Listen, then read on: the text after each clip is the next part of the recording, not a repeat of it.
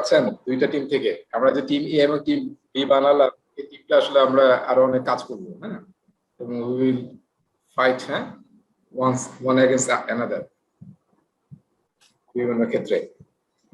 So টিমটা একটু rearrange করা আমরা কি বলতে পারি? রিঅ্যারেঞ্জ বলতে মুস্তাহিন বিল্লাহ আর আমি একসাথে একটু যেতে চাই, মুস্তাহিন বিল্লাহর সাথে।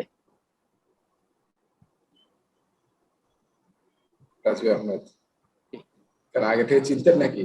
আমি র্যান্ডমলি দিয়ে দিছি কাউকে, হ্যাঁ জানা দেখে চিনতাম ভাইয়া, চিনতাম। তাহলে তো ঠিকই আছে, তাহলে তো আপনার অপোজিটে থাকাই ভালো না আসলে ভাইয়া আসলে টিমটা এখন তো নর্মিং হয় নাই, so we can't connect to. হ্যাঁ মানে এখানে কানেক্ট করা একটু ডিফিকাল্ট, এই কারণে ওনারে তো কানেক্ট মানে পাই আমি সবাই একটু নক করার চেষ্টা করছি, বাট ওনারাই বেশি পাইছি। সিরিয়াসলি জন্য বেশ পাচ্ছি। আচ্ছা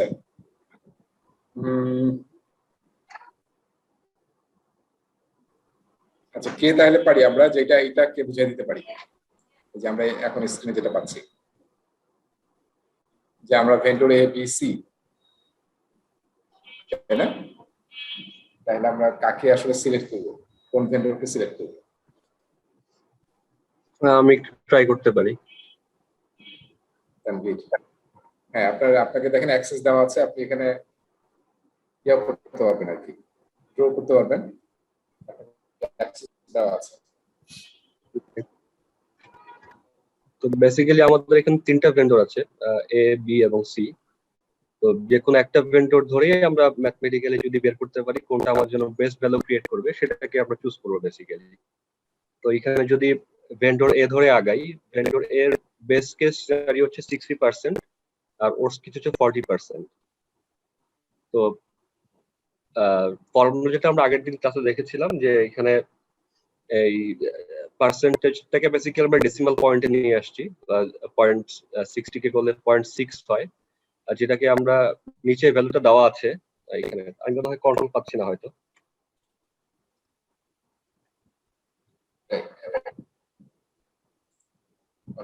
দেওয়া আছে, দেখেন আপনার স্ক্রিনে যে একদম উপরের দিকে অ্যানোনেট করারও অপশন আছে। আপনার উপরে দেখবেন যে মোড়ে গেলে অ্যানোনেট করার অপশন আছে,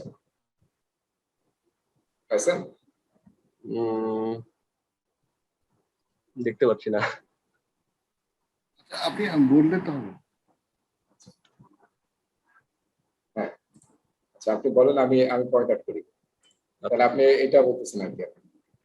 হ্যাঁ, ভেন্ডর এটা স্কেচ থেকে আসছে।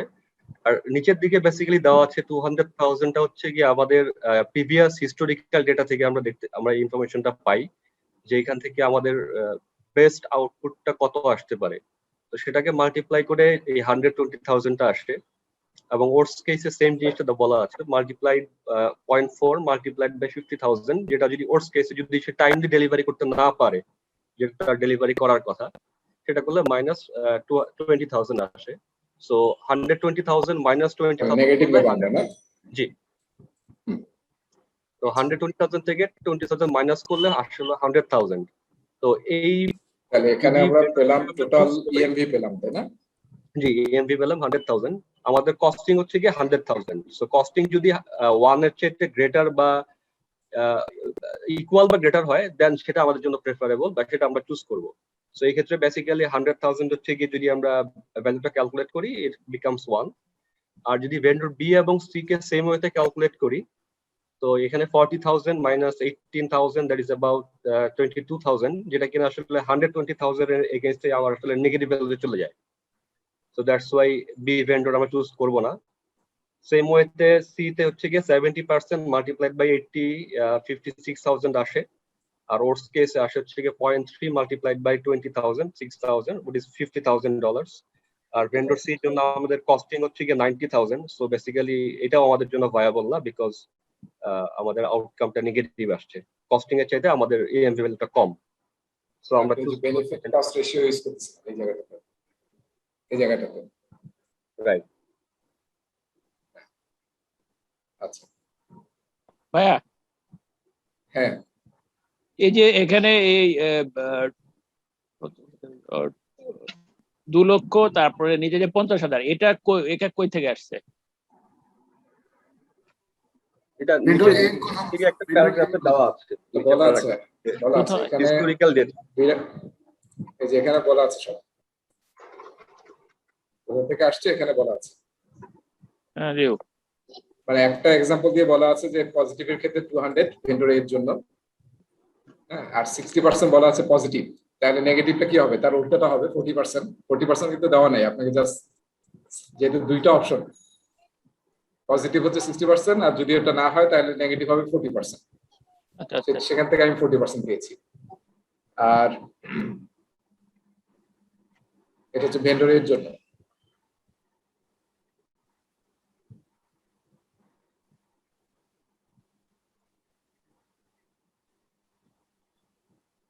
এখানে সব কিন্তু ভ্যালুগুলো দেওয়া আছে আর কি, হ্যাঁ সব ভ্যালু দেওয়া আছে এখানে। এই যে ভেন্ডর বির জন্য দেওয়া আছে, ভেন্ডর সির জন্য দেওয়া আছে, সবই কিন্তু দেওয়া আছে এখানে। এর জন্য পার্সেন্টেজটা কত? পার্সেন্টেজ এখানে লেখা নাই, এখানে তো ছবি দিয়ে দেওয়া আছে, হ্যাঁ একটা দিয়ে বলে দিছে আর কি। ও আচ্ছা আচ্ছা, না আমরা ওই জন্য একটাকে আপনাকে বলে দিছে। ভ্যালু গুলো কিভাবে আসলো আমরা ক্যালকুলেশনটা আমরা করতে পারছি। ও উই হ্যাভ দ্য মানে ভ্যালুটা এখানে যে আসতেছে এটা রুটটা আমরা ফাইন্ডিং করতে একটু মানে ও কমপ্লিট আচ্ছা আচ্ছা, হ্যাঁ এটা আসলে আর ওখানে ম্যাথে বলে নাই, ডেসক্রিপশনে বলে নাই, এখানে ছবি থেকে দিছে আর কি। এই আমাদের তো এটা গ্যাপ ছিল। কনফিউশন তো এখানেই ভাইয়া। আচ্ছা আচ্ছা হ্যাঁ ঠিক আছে, ওটা আসলে ছবিতে বলা আছে আর কি। কিন্তু মানে এমনি যদি সিনারিও থেকে পুরো পুরি- ম্যাটারটা ক্লিয়ার হচ্ছিল না। হ্যাঁ পুরো সিনারিওতে এটা বর্ণনা নাই আর কি। পরীক্ষায় যদি আপনার ছবি না থাকে তাহলে সিনারিওতে পুরো বর্ণনাটাই থাকে, ঠিক আছে, যাতে আপনি ড্র করতে পারেন। তাহলে আমরা বুঝতে পারলাম না, তাহলে এখানে আসলে কোন ভেন্ডরকে আমরা সিলেক্ট করবো? ভেন্ডর এ। হ্যাঁ ভেন্ডর এ কে আমরা সিলেক্ট করবো। তো এখানে অবশ্য তানভীর ব্যাখ্যা করার সময় মানে সব হিসাব করার পরে এখানে আমরা টোটাল ইএমভি পেলাম, তাই না? ইএমভি পিএমভি এটাকে আমরা টোটাল ইএমভি বলি, আর প্রতিটা উইং এ অপশনে কিন্তু আমরা একটা ইএমভি পাইছি, তাই না? ইএমভি মানে কি? পি ইনটু আই, এখানে আমরা পি ইনটু আই পাইছি, এখানে আবার পি ইনটু আই পাইছি, আর এই দুইটা যোগ করে আমরা টোটাল ইএমভি পাইছি এই অপশনের জন্য, ভেন্ডর এর জন্য পাইছি, ভেন্ডর বির জন্য, ভেন্ডর সির জন্য। এখন মানে কস্ট বেনিফিট অ্যানালিসিস কিন্তু কোথাও বলা হয় নাই, তাই না? তো আমরা ভাইয়া হ্যাঁ বলা হয়নি। তানভীর মানে আমার কাছে ভালো লাগছে যে লজিক্যালি ওটাতে গেছে যে আমাদের যেহেতু বেনিফিট এখানে 1 আসছে কস্ট বেনিফিট রেশিও, আর বাকিগুলোতে 1 এর নিচে চলে আসছে। সো সবচেয়ে বেস্ট অপশন হচ্ছে এটা আমাদের জন্য। তো এমনি আসলে আমরা এই কস্ট না, বেশিরভাগ সময় আসলে এই অপশনটার উপর আসলে ডিপেন্ড করে যে কোন অপশনটা আমাদেরকে সবচেয়ে বেশি ভ্যালু দিচ্ছে, রিটার্ন দিচ্ছে, সেটার উপর ডিপেন্ড করে। এখানে আমরা দেখলাম এটা 100K, এটা হচ্ছে 22, আর এটা মাত্র 50, তাই না? সো এটা আসলে সবচেয়ে টপ ভ্যালু দিচ্ছে। সো যদি এই সাইডটা কনসিডার করতে না বলে তাহলে আপনি এখানে যেটা সবচেয়ে ম্যাক্সিমাম ভ্যালু দিবে সেটা আপনি হিসাব করে ফেলবেন আর কি, সেটাই হবে অপশন। আর এখানে নেক্সট কোনটা হবে? তাহলে এটা যদি সিলেক্ট করতে না পারি আমরা, যেহেতু এটার কস্ট বেশি 100K, তাহলে আমরা কোনটাতে যাব? তাহলে আমরা 50-তে যাব, তাই না? 50-তে হ্যাঁ ভেন্ডর সিতে চলে যাবো, ভেন্ডর সি। আর এখানে ছবিটা তো বুঝতে পারছি না, এটা হচ্ছে বিড অ্যামাউন্ট যেটা ডট ডট দিয়ে দেখাচ্ছে, বিড অ্যামাউন্ট, আর হচ্ছে প্রবাবিলিটি অফ ওভাররান যেটা ডট ডট দিয়ে, আর probability of on time delivery. তো আপনার পরীক্ষায় কিন্তু যে কোনো একটা দেওয়া থাকবে, আর একটা যদি ডেসক্রিপটিভ থাকে আর কি, আর একটা আপনাকে এমনি বের করতে হবে 100 থেকে মাইনাস দিয়ে বের করে ফেলবো। ঠিক আছে না? জি ভাইয়া। পরেরটা একই সিনারিও, তাই না? আমরা তো বুঝেছি হিসাবটা কিভাবে হচ্ছে। সো এখানেও সেম, এখানে অবশ্য আপনাকে প্রথম প্রশ্নটা খুব সহজ, যেটা কি কি ধরনের ডায়াগ্রাম। সো প্রথমটা অ্যানসার কি হবে? প্রথমটা decision tree. Decision decision tree এটা এখন সহজ, কারণ আমাদের সামনে এখন ডিসিশন ট্রি পড়তেছি, কিন্তু পরীক্ষায় এটা তখন মনে হবে যে এটা কি জিনিস। আচ্ছা এরপরে আসতেছি, what is the probability that vendor A will complete the project on time? 40%. Vendor এ 40%, এখানে কিন্তু বলা আছে 40% ইম্প্যাক্ট test case। 60%, 40%। বুঝতে পারছি, মানে probability that vendor will complete the project on time, তাহলে এটা পজিটিভ সিনারিও বলতেছে। পজিটিভ সিনারিও হচ্ছে উপরেরটা 40%, ঠিক। আর পরেরটা what is the probability that vendor B will run over, তার মানে নেগেটিভটা বলতেছে। এখানে সমস্যা হচ্ছে দুইটাই 50-50 দিচ্ছে, ফলে আসলে অ্যানসার আপনি ভুলে যদি উপরেরটাও দেন তাও ঠিক। এটা 50 এটা 50, আসলে দুইটা দিলে আমাদের ভালো নেগেটিভ সিনারিও বলছে, তাইলে আমাদের নিচেরটা হবে। আচ্ছা, এরপরে what is the vendor C's expected monetary value? Vendor C এর এক্সপেক্টেড মনিটরি ভ্যালু 200। হ্যাঁ, এই যে আমরা এখানে দুইটা যোগ করলে পেয়ে যাচ্ছি 200, ঠিক আছে। অলরাইট, তারপরে লাস্ট প্রশ্নটা, your team combines each vendors EMV and cost, মানে দুইটা যোগ করছে বলে দিছে। হ্যাঁ, ইএমবি প্লাস হচ্ছে কস্ট, তাহলে আসলে ইকোনমিক্যালি কোনটা সবচেয়ে বেশি ফিজিবল? তাহলে আমরা এখানে কোনটা পাচ্ছি ফিজিবল? বি, আমাদের ভেন্ডর বি। হ্যাঁ, উপরটা কত পেয়েছি? উপরটা বোধহয় কত, 1800 9600 বোধহয়, নাকি 8800? 1800 1800, তাই না? আর এটা হচ্ছে 9000, আর এটা হচ্ছে মাত্র 200, এটা মাত্র 200, তার সাথে যদি 1000 যোগ করি তাও খারাপ অবস্থা আর কি, না? তো এটা কোনোভাবেই ফিজিবল হচ্ছে না। এখন এইটা ফিজিবল কারণ এটার কস্ট কম, তাই না? আমরা যদি দুটো একটু আলাদা করি, কস্ট হচ্ছে 6000 আর লাভ হচ্ছে কিন্তু 3000, তাই না? কস্ট 6000K আর হচ্ছে 3000 হচ্ছে আমাদের বেনিফিট, তাহলে কিন্তু আমরা কম কস্টে বেশি বেনিফিট পাচ্ছি। আর আগেরটা কিন্তু $8000 খরচ করতেছি, মাত্র পাচ্ছি কিন্তু 1800, তাই না? 1800 পাচ্ছি আমরা বেনিফিট। সো এটা হচ্ছে আমাদের বেস্ট। আর এরপরে এটা যদি না সিলেক্ট করি আমরা, তাহলে এরপরে কোনটা সিলেক্ট করবো আমরা?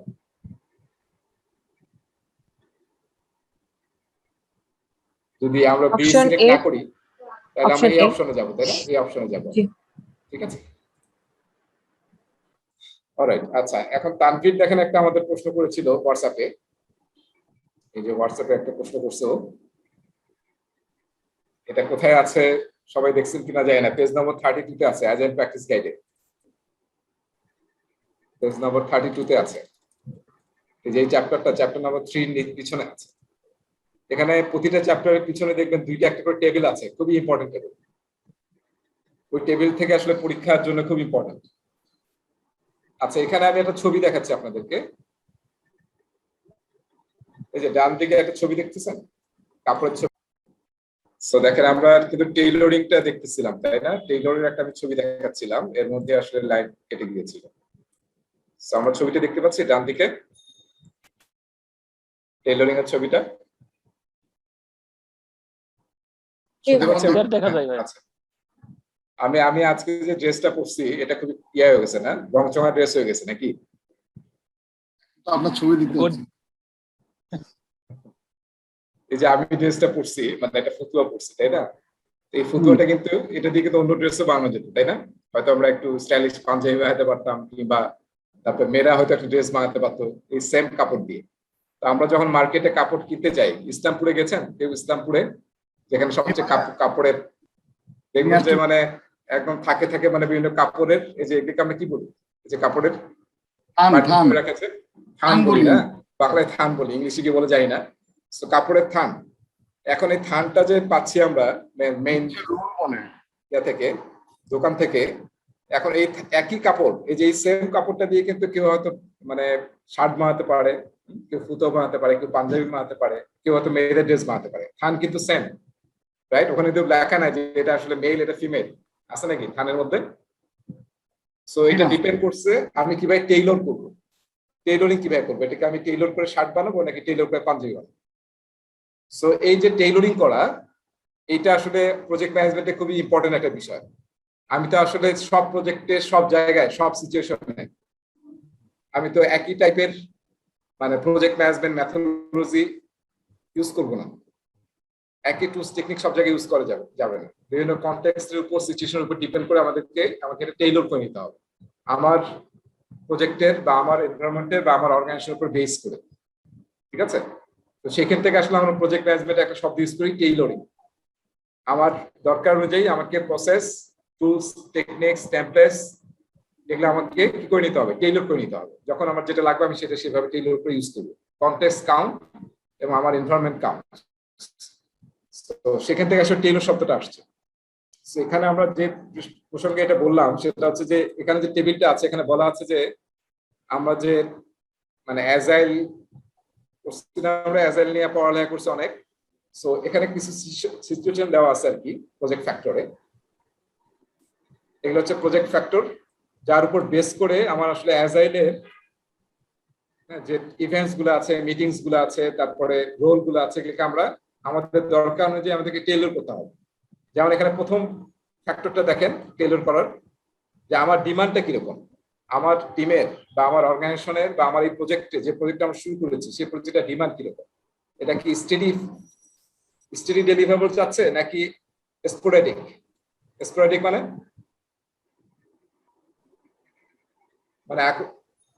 অন ডিমান্ড আর কি, আকস্মিক ভাবে, কখনো বেশি চাই কখনো কম চাই, কোনো ফ্লো নাই যে প্রতিবার আমি এরকম চাই, এটা না। বিভিন্ন একবারে অনেক কাজ আসতে পারে, একবার অনেক কম কাজ থাকতে পারে। আমি আসলে কি স্টেডি চাই নাকি স্পোরেডিক চাই? সো যদি স্টেডি চাই তাহলে আমরা কি ইউজ করবো? তাহলে আমরা রেগুলার টাইম বক্স ইউজ করবো, যেটা আমরা বলছিলাম ইটারেশন বেজ অ্যাজাইল। টাইম বক্সটা সেম সাইজ হবে, 2 উইকস 2 উইকস 2 উইকস 2 উইকস এরকম।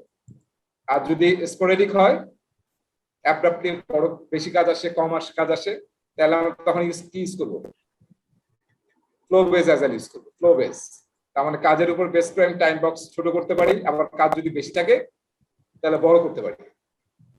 বুঝতে পারছি? তাহলে প্রজেক্ট ফ্যাক্টরের উপর ডিপেন্ড করে কিন্তু আমি চয়েস চুজ করবো যে আমি আসলে কোন অ্যাজাইলের কোন লাইফ সাইকেলটা ফলো করবো, iterative life cycle, iteration base নাকি ফ্লো বেস। ইটারেশন বেস থেকে আমরা ইউজ করি স্কামে, আর ফ্লো বেসটা কোথায়? ফ্লো বেসের এক্সাম্পল কি? ফ্লো বেস হচ্ছে আপনার কানবান। হ্যাঁ, কানবানে আমরা ফ্লো বেস ইউজ করি। ঠিক আছে? কানবান মনে আছে? কানবান মানে হচ্ছে কানবান বোর্ডের মধ্যে আসলে আমরা ম্যানেজ করি, কলাম থাকে, প্রতিটা কলামে লিমিট থাকে যে কয়টা আইটেম আমি নিতে পারবো। এখানে প্রোডাক্ট ব্যাকলগ থাকে, প্রোডাক্ট ব্যাকলগে যত আইটেম থাকবে আমার প্রতিটা কলামের ওয়ার্ক ইন প্রোগ্রেসের লিমিটের উপর বেস করে আমি এখান থেকে পুল করে দেবো। এবং আমার যদি একবারে আমার কাস্টমার 10টা কাজ দেয় তাহলে 10টা কাজ দিতে যতক্ষণ সময় লাগবে স্টার্ট থেকে এন্ড পর্যন্ত সেটি আমার টাইম বক্স। এরপরে এটা শেষ হয়ে গেলে আবার 5টা আসছে, তাহলে পরের টাইম বক্স যত ছোট হবে। এইভাবে আমরা কানবান ইউজ করি ইটারেশন বেস অ্যাজাইল। সো আমাকে এই ফ্যাক্টরগুলো চিন্তা করতে হবে এবং সেই অনুযায়ী আমাকে আসলে চুজ করতে হবে যে আমি কোন ধরনের স্টাইলটা ইউজ করবো অ্যাজাইলের।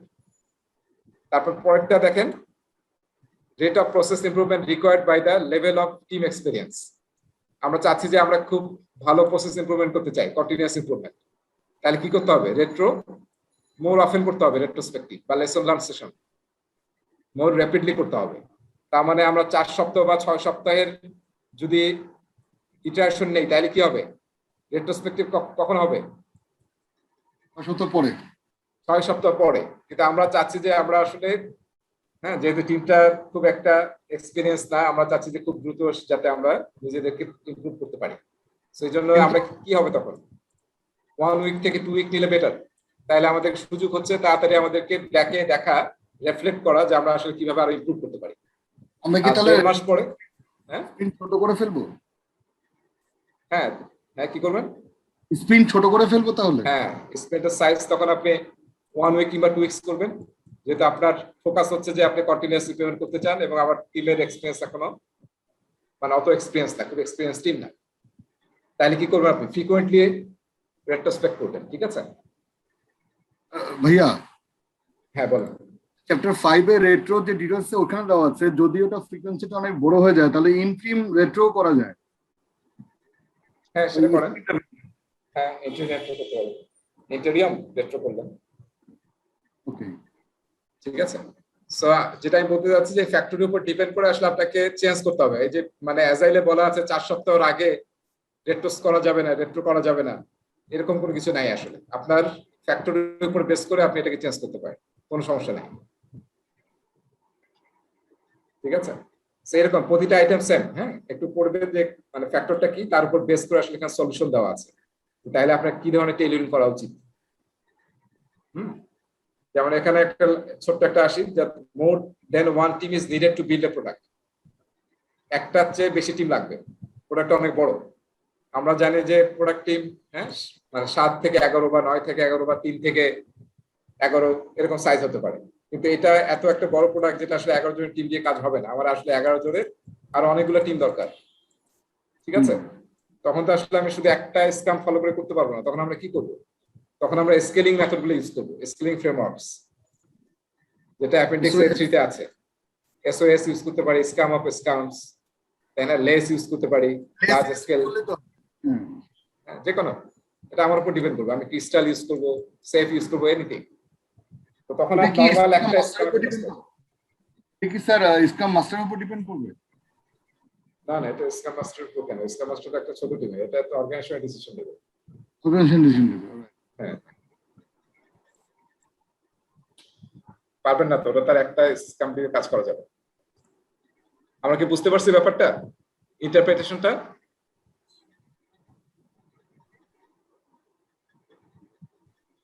বুঝতে পারছি তানভীর? জি। হ্যাঁ, সেম এইটা কিন্তু এখানে সংক্ষিপ্ত বলা আছে। আপনার ডিটেল পড়তে হবে কোথায়? এই যে এখানে অ্যাপেন্ডিক্স X2 তে।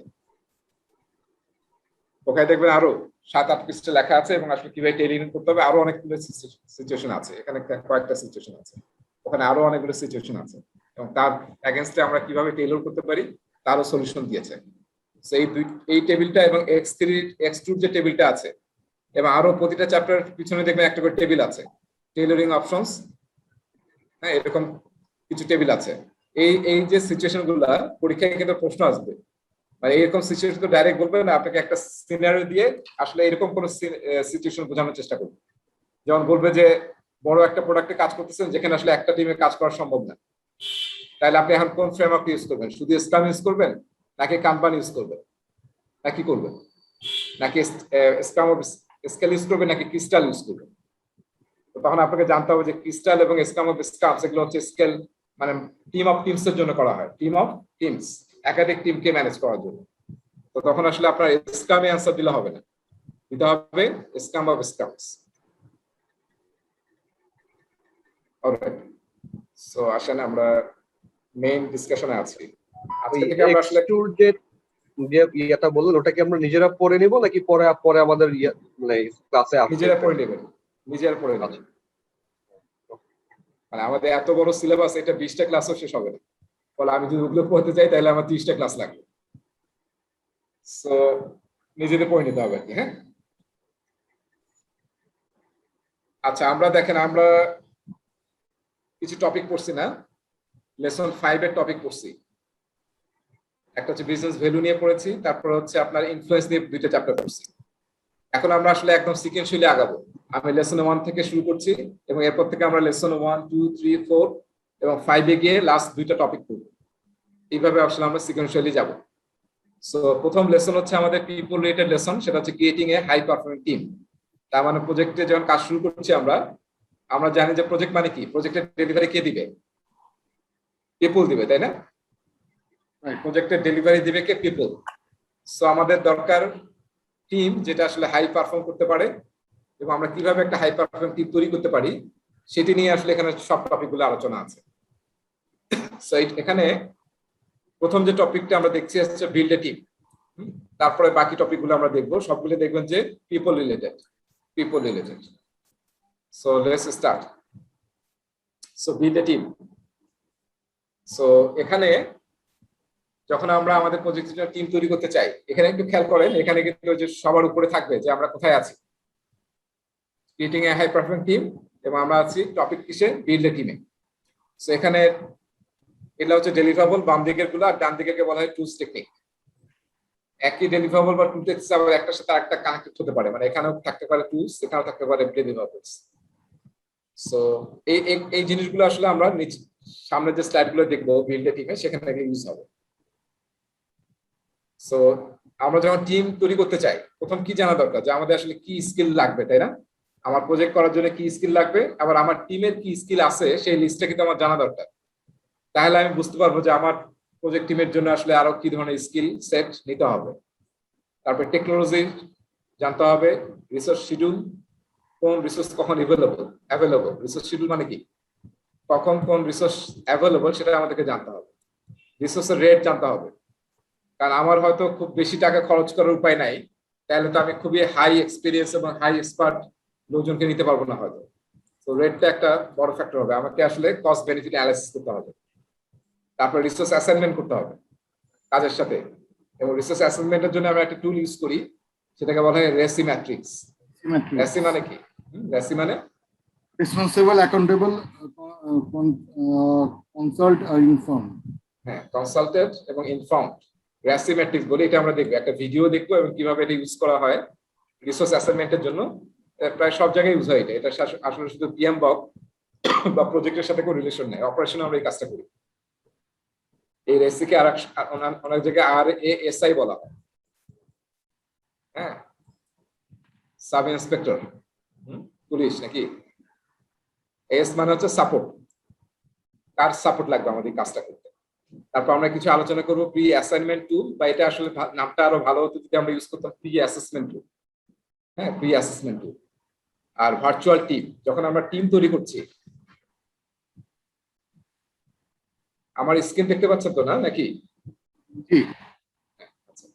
আমরা যখন টিমে কাজ করতেছি তখন কি ভার্চুয়াল টিমও আমাদেরকে হেল্প করতে পারে, তাই না? ভার্চুয়াল টিমের যদি অপশন থাকে, কেন আমাদেরকে ভার্চুয়াল টিম অনেক হেল্প করে, তাই না? একটা হচ্ছে টাইমের একটা ফ্যাক্টর আছে, টাইমের অ্যাডভান্টেজ পাই আমরা, তারপর স্পেশালি কস্টের অ্যাডভান্টেজ পাই, স্কিলের অ্যাডভান্টেজ পাই, সব স্কিল আপনার নাই, রাইট? সো সেই অ্যাডভান্টেজ গুলো আমরা কিন্তু ভার্চুয়াল টিমের থ্রুতে পেতে পারি। সো দ্যাটস ওয়াই ভার্চুয়াল টিমও আমাদের কিন্তু যখন বিল্ডে টিম করবো সেটাকে কনসিডার করতে হবে। আর ভার্চুয়াল টিম নিয়ে আমাদের একটা স্পেশাল টপিক আছে, সেটা আমরা আলোচনা করব এই লেসনের মধ্যে আছে।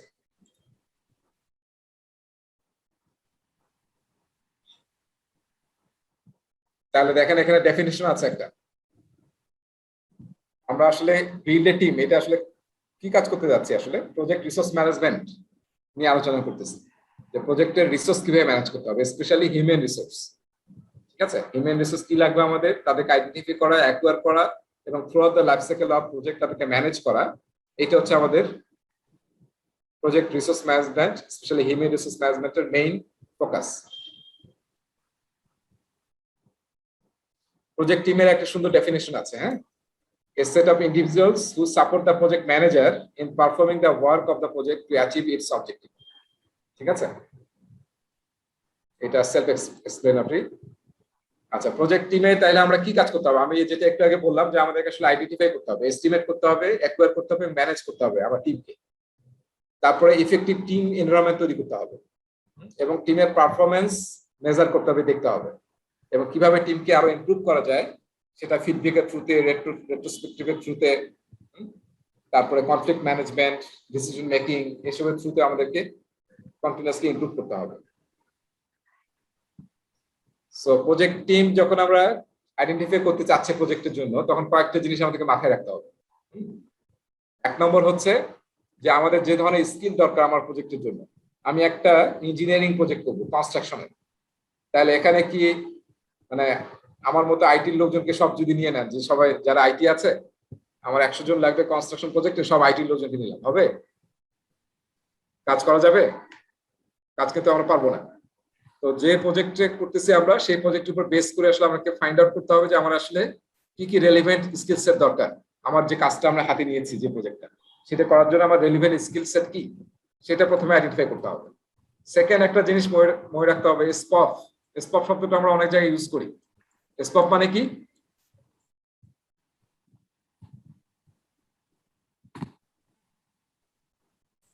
এটা কি? আরিফ বলেন, এই যে স্পপ মানেটা কি আসলে? সিঙ্গেল পয়েন্ট অফ ফেলিউর, এটা মানেটা কি? আরিফ আছেন? ইয়া হয়ে গেছে, কারো মাথায় আসতেছে? বলেন, সিঙ্গেল পয়েন্ট অফ ফেলিউর কি? এটা বেসিক্যালি আমাদের সেই আই শেপ টি শেপের যে একটা ব্যাপার ছিল, সেই টি শেপের প্রতি রেফারেন্স দিচ্ছে যে মাল্টি ক্রস ফাংশনাল টিম যেন থাকে, সো দ্যাট একজনের উপরে একটা স্কিল, এমন একটা স্কিল যেন একজনের উপরে কমপ্লিটলি ডিপেন্ডেন্ট না হয়, যে সে কোনো কারণে আনঅ্যাভেলেবল থাকলে যেন অন্য টিমমেট যেন সেটাকে ব্যাকআপ দিতে পারে। হ্যাঁ, এক্সেলেন্ট। হ্যাঁ, সো বুঝতে পারছি আমরা যে আমরা যদি একটা রিসোর্স রাখি শুধু সেই পারে আর কেউ কাজটা পারে না, তাহলে কি হবে? সে না থাকলে, সে অসুস্থ হয়ে গেলে তাহলে আর তো কাজটাই আটকে যাবে, আমাদের প্রজেক্টের কাজেই হ্যাম্পার হয়ে যাবে এবং দেখা যাবে আমরা আগাতে পারছি না।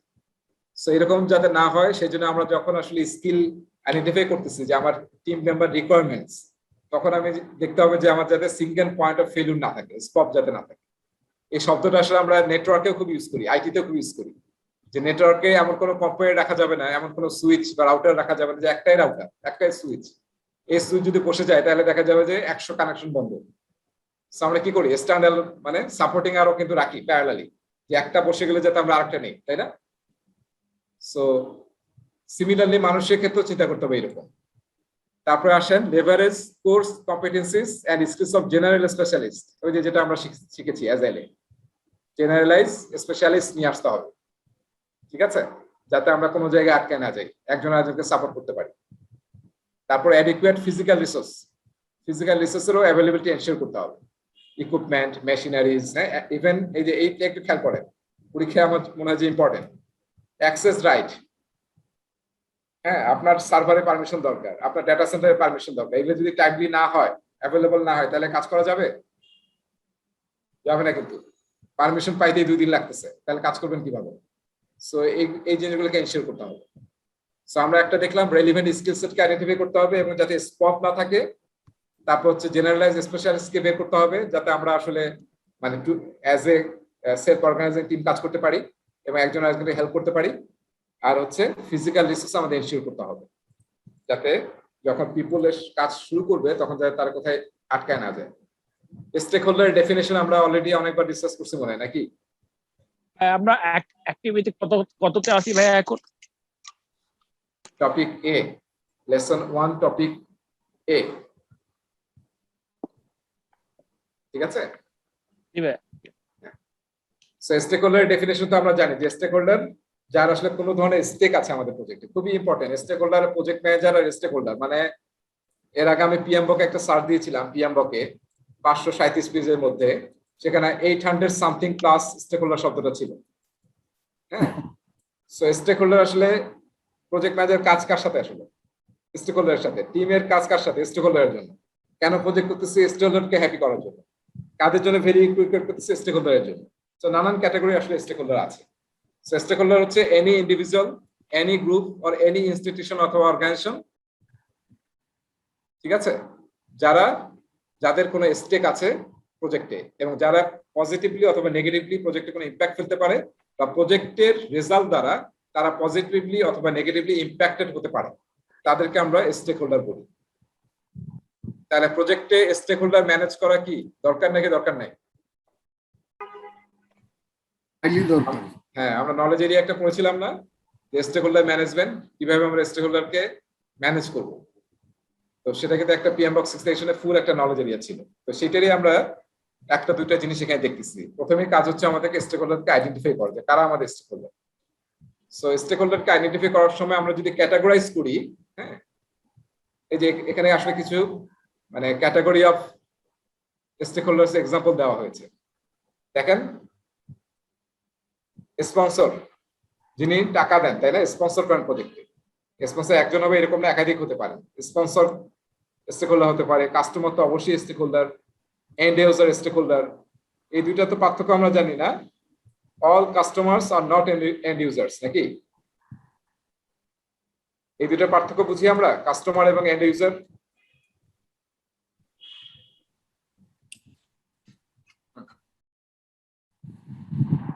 জি ভাইয়া।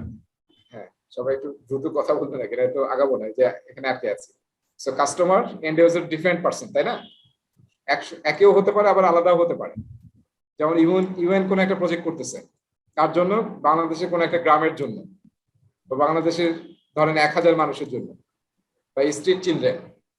আমি আমার ক্যারিয়ার শুরুর দিকে একটা প্রজেক্টে ইনভলভ ছিলাম, সেটার নাম হচ্ছে অ্যারাইস। কেউ নাম শুনছেন কিনা? ইউএন এর একটা প্রজেক্ট ছিল। হ্যাঁ, সেখানে আসলে স্ট্রিট চিলড্রেন নিয়ে এটা এস দিয়ে বোধহয় স্ট্রিট, আমার এখন পুরো ডিটেলটা মনেও নাই। স্ট্রিট চিলড্রেন নিয়ে কাজ করতেছিল ওরা, স্ট্রিট চিলড্রেন।